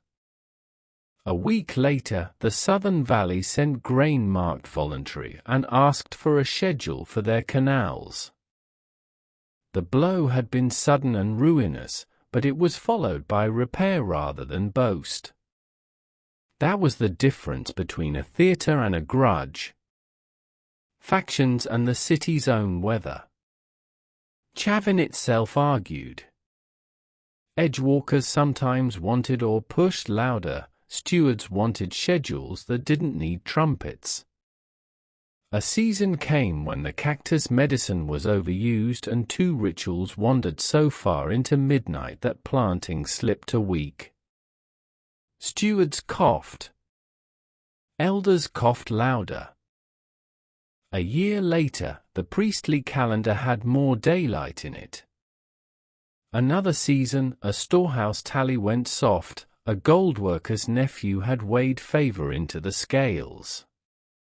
He found himself counting stones at a check dam for a year, and the plaza got its respect for numbers back. Signals and speed. In a land of edges, speed is a weapon. On ridge crests, fire bowls waited with oily wick and dry tinder. A line of 3 flames meant pass closed, a line of 2 meant water misbehaving, 1 meant feast, safe to travel. Shell calls at night carried messages coded by interval and echo. Runners, children at first, then thin adults with lungs like bells, carried cords with different knots. 1 knot was grain, 2 was stone, 3 was news. They slept by hookahs and woke knowing where their feet should be. Diplomacy in the language of work. The finest politics was still usefulness. A valley that sulked was given a canal that did not break. A lord who bragged was given stone that fit so well his brag sank into the seam and stayed there. A rival sanctuary with clean faces and square courts was taught how to make its silence tense, and its priests discovered that or is not an image, it is a calibration. They sent gifts afterward and called the gift tribute. Chavín called it friendship that remembered a schedule. The long unmaking, flood and doubt. Then came years that would not be persuaded. El Niño warmed the sea so early it felt like an insult. Rains wrote their names on slopes not meant to read, landslides recited themselves down into canals, the Mosna and Wachexa forgot laws and argued like enemies. Drains sang notes they had never learned.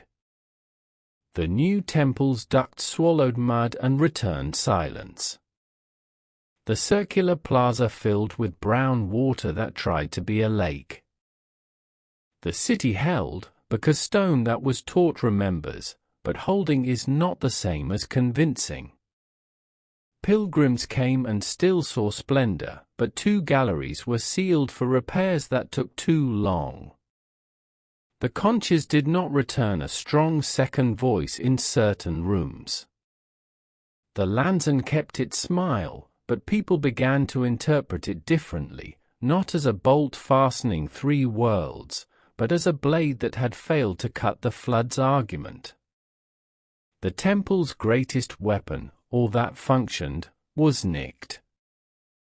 Politics scented blood the way jaguars do.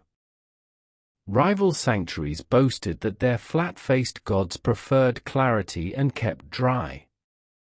A northern lord taxed fish with a zeal that substituted for engineering. Traders still came to Chavín, but with conditions. We will bring shell, they said, if the East Galleries sing again by planting. Stewards worked like men bailing a boat with cups. Priests tuned ducts until their lungs tasted stone dust. Most things were mended. Some were not. Confidence is hydraulic. Once it falls below a mark, the plaza sounds different. The last negotiations. By ca 300 to 250 BCE, the city was more school than oracle, more memory than command. That is not failure. It is ripeness becoming seed. Delegation still came, not to bend knees but to borrow tools. The black and white still taught difference as doorway. The passes still wore cairns like crowns. but decisions happened more often elsewhere, in plazas that had learned the tense silence and the good drain and the two-faced art. Chavin's power had done the rarest thing, made itself portable. An envoy from a valley that had once been enemy stood in the circular plaza and listened to his own voice come back to him, polished. He bowed, not low, not high, just enough, and said, "We will keep the schedule we learned here." That is a treaty written in a people rather than on a wall. What war taught? War and politics in the Chavín world never produced an empire that you can measure in miles.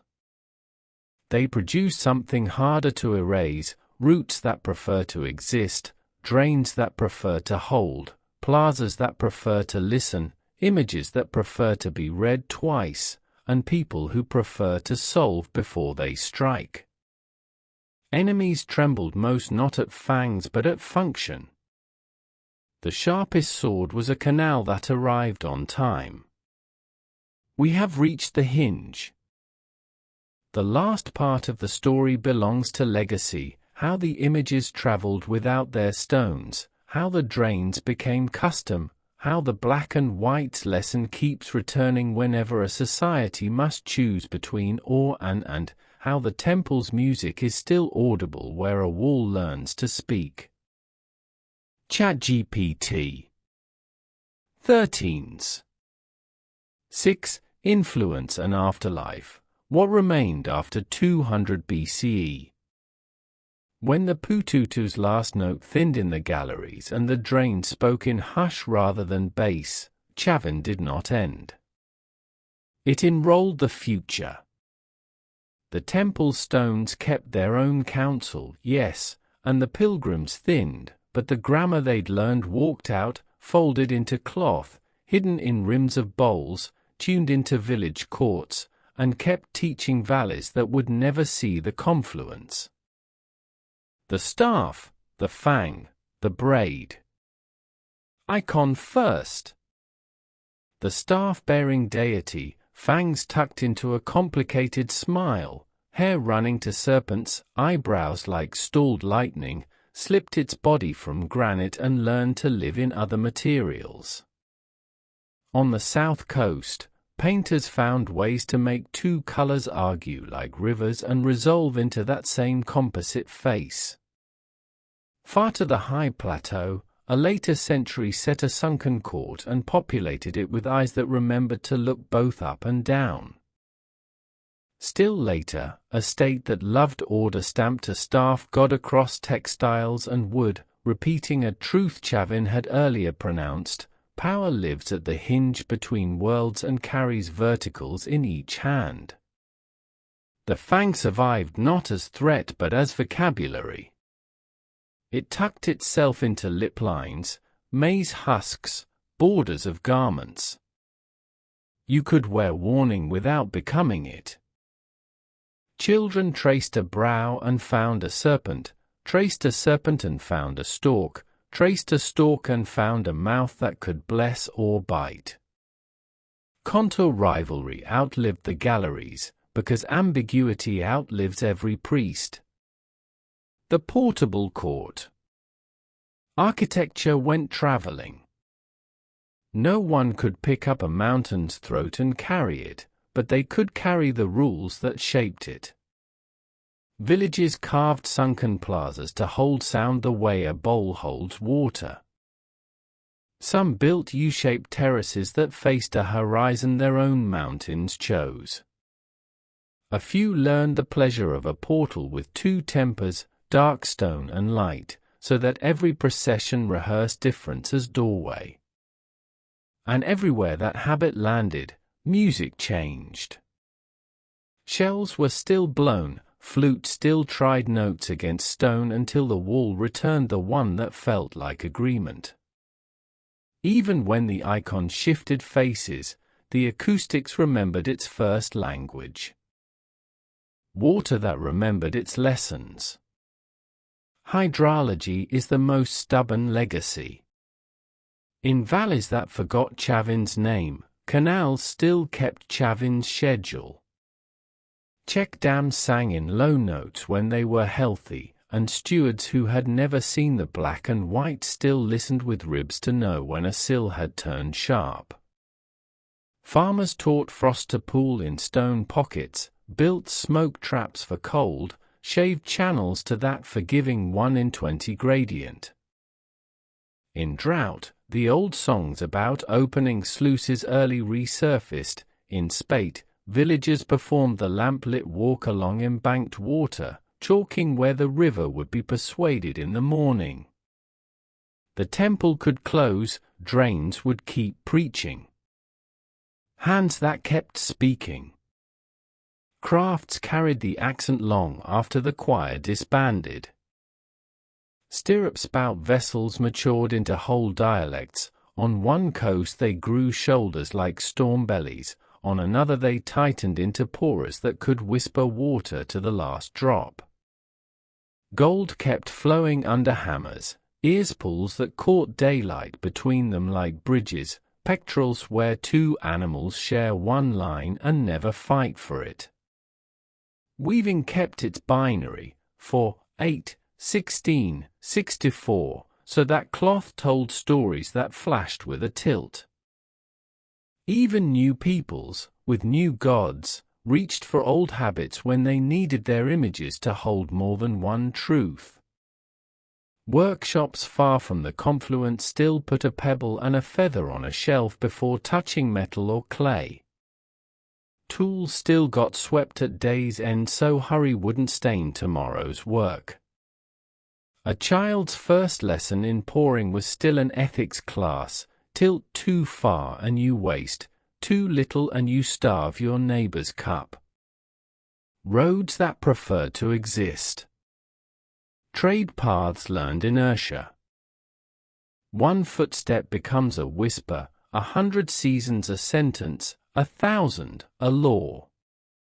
Long after the last gallery was sealed, llama bells still braided passes, and the same old bargains held, cotton and salt for wool and tuber, shell and rumor for stone and gradient.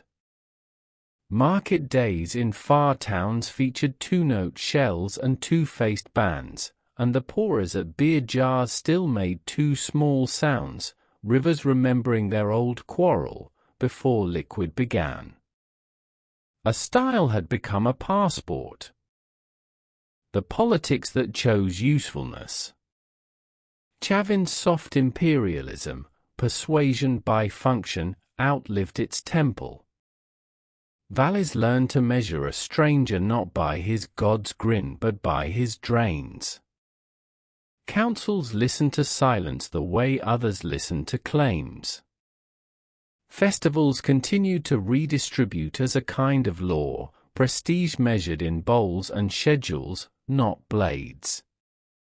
When highland and coast fell out, the quickest piece was still a canal fixed and a pattern taught. And when a lord somewhere tried to demand tolls with iron voice, his neighbors weighed his storehouses and spillways and decided how much that voice actually meant. Echoes in later grandeur. Centuries rolled. New centers rose, some on deserts where rivers run like cords thrown across sand, some on lakes that hold sky as ransom, some in high basins where frost grows thick knees. Their stones told new stories, their gods preferred other masks, their armies walked straighter. But under the novelty, the old grammar whispered. A staff-bearing figure looked out of woven fields with eyes set high. A sunken temple framed faces in cold light. A plaza's silence was tuned before it was filled. A canal spoke bass, and stewards nodded the way their ancestors had when an edge sang the right note. Even the empires that bragged with roads and stone walls, taxes and dispatches, kept two truths in their work, that a place needs ore to gather people, and usefulness to keep them gathered. That was Chavin's bequest to states that would never admit to inheriting anything. The memory under conquest.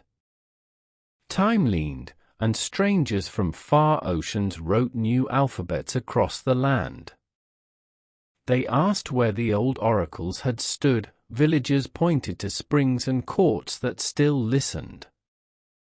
Shell trumpets, now carved from cattle horn or wood, kept two-note calls for festivals. In high towns, pewtutors rang in processions that no longer named the staff-bearer but still needed the chest to tremble. Engineers in cloisters and haciendas ran water across levels the way Chavín had taught, insist on gradient, prefer base. A doctrine can cross gods without losing itself. The archaeology of a second awakening. In the age of shovels and notebooks, the mountain answered again. Stones slept where they fell, tenon heads grinned out of trenches like jokes that had waited too long to be told. A monolith stood where one had always known it would, vertical, fanged, complicated, laughing at the patience of those who rediscovered it. Scholars named rival contours, listed motifs, traced trade. Local hands rebuilt drains and ducts, and the galleries remembered their old weather. Villagers came as tourists and then as students, engineers came for photos and left with gradients kept in the eye. The confluence spoke to modern ears in a different key, a no longer oracle, not quite museum. People blew shell trumpets because the note felt good in the ribs. Children leaned into the black and white and took pictures of the line where light divides. Guides explained how water once ran through stone intestines to teach or its limits. In the background, the river kept talking exactly the way it always had. Survivals in the everyday. Not all legacies were monuments. A farmer in a high valley still cuts a small notch at the head of a ditch to teach water to step, not fall. A weaver builds a complementary warp band so a pattern will tell two stories without tearing. A cook in a stone kitchen pours beer so the foam blooms at the moment a song asks for it. A carpenter sets a lintel with a shade mark so a child learns to count light as well as time. A village council seats the listeners before the speakers. No one names these things after the temple. They are the temple. What was lost? What was kept? Loss is real. Mud-filled galleries that once taught eyes to change. A few stones forgot their grammar and had to be told again. Some valleys drifted toward swords rather than schedules and learned, briefly, what forgetting costs. But the essential thing, that an is stronger than awe, that usefulness is the finest politics, that water can be taught to carry music, that images should refuse to be singular, that a plaza's first duty is to make a crowd into one breath, that survived like bedrock beneath crops and creeds. A closing procession. Imagine a last procession, not in Chavín's century but in ours. The ridge throws shadow like a slow command. In the sunken court, tourists mutter, a child hums into a cupped hand and discovers a note the wall prefers. A ranger checks a drain the way an old steward once did. A scholar tilts a photo and watches a feline become a plant. A woman in a felt hat raises a plastic horn, ugly, bright, and tries for the second voice in a gallery. It doesn't come, the ducts are sealed today. She laughs and tries again, a little to the left. There it is, faint but convincing, a return from stone that has heard centuries. She lowers the horn and looks at the black and white as the light divides equally along their faces. From the Cordillera, the wind carries salt as if the sea had decided to visit. From the river, the ground hums a civilized murmur. Above, a hawk, no, an eagle to some mouths, draws an arc across a sky that never learned to sit still.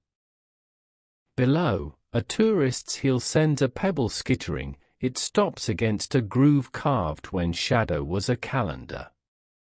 The mountain keeps explaining itself to anyone with patience. If you listen, you can still hear the old sentence, the one Chavín taught valleys to speak. Teach water. Tune stone. Pour carefully. Read twice. Prefer and. The rest is decoration. Echoes along the coast, fog, cotton, and the shell's second life. Where the Pacific breathes fog onto dunes and rivers thread oases into desert, the sea kept repeating the old mountain grammar in its own accent. Fisher hamlets rebuilt sunken courts small and salt-rimed, not to hold oracles but to discipline sound for market days. Shell trumpets learned new scales from surf, two-note calls to open bargaining, a deeper note to end it, a high keening to warn of warm currents creeping early. Painters on cotton stretched contour rivalry into long bands, in dawnlight a frieze red as eagle, at noon it snapped into feline, at dusk it became a maze face with teeth that were not quite threats. Potters there kept nursing the stirrup spout, teaching it to pour clean in wind. One coastmaster carved a spout that whistled twice before water, little river ghosts greeting the cup. Gold workers hammered pendants so thin sea wind could ring them, a hush of metal when the wearer turned, jewelry that remembered galleries far uphill. Even their nets changed, floats and weights were set with 1 in 20 in mind, a Chavín gradient borrowed for water, so mesh opened and closed at the pace fish preferred to meet. Echoes on the high plateaus, thin air, long horizon. Up on the Altiplano and the northern Sierra, where nights are stitched with frost and days with distance, the legacy put on wool and bone. Villages cut courts lower than the wind, teaching speeches to settle before they could scatter.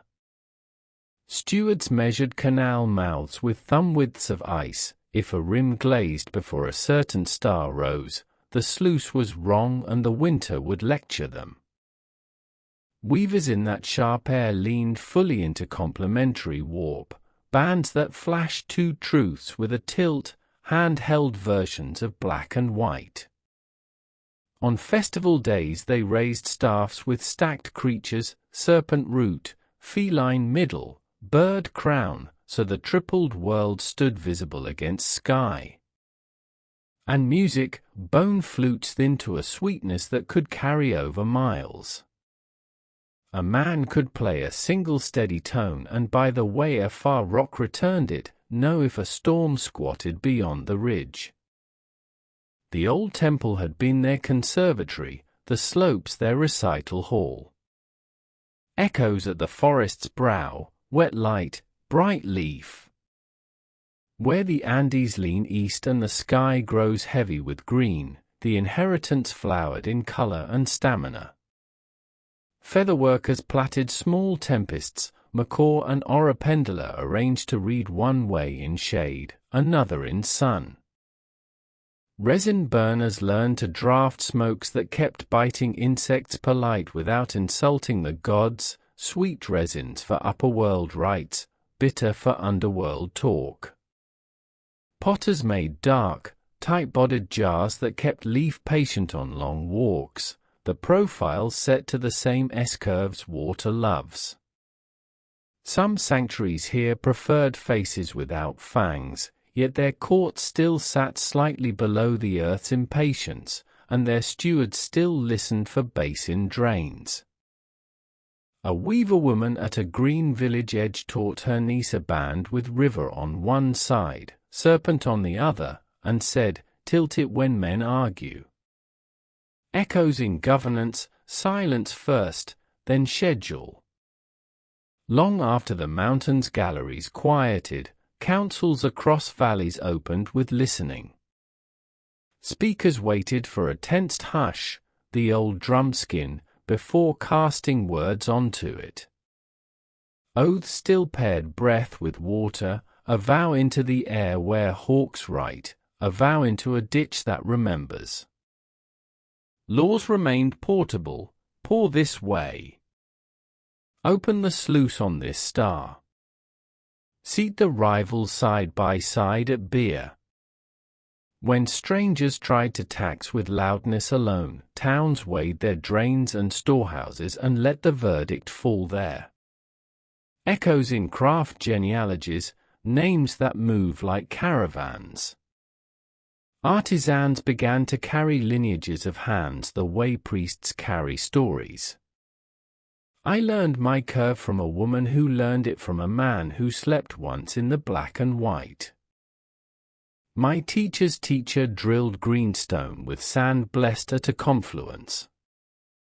These genealogies were not blood so much as behavior.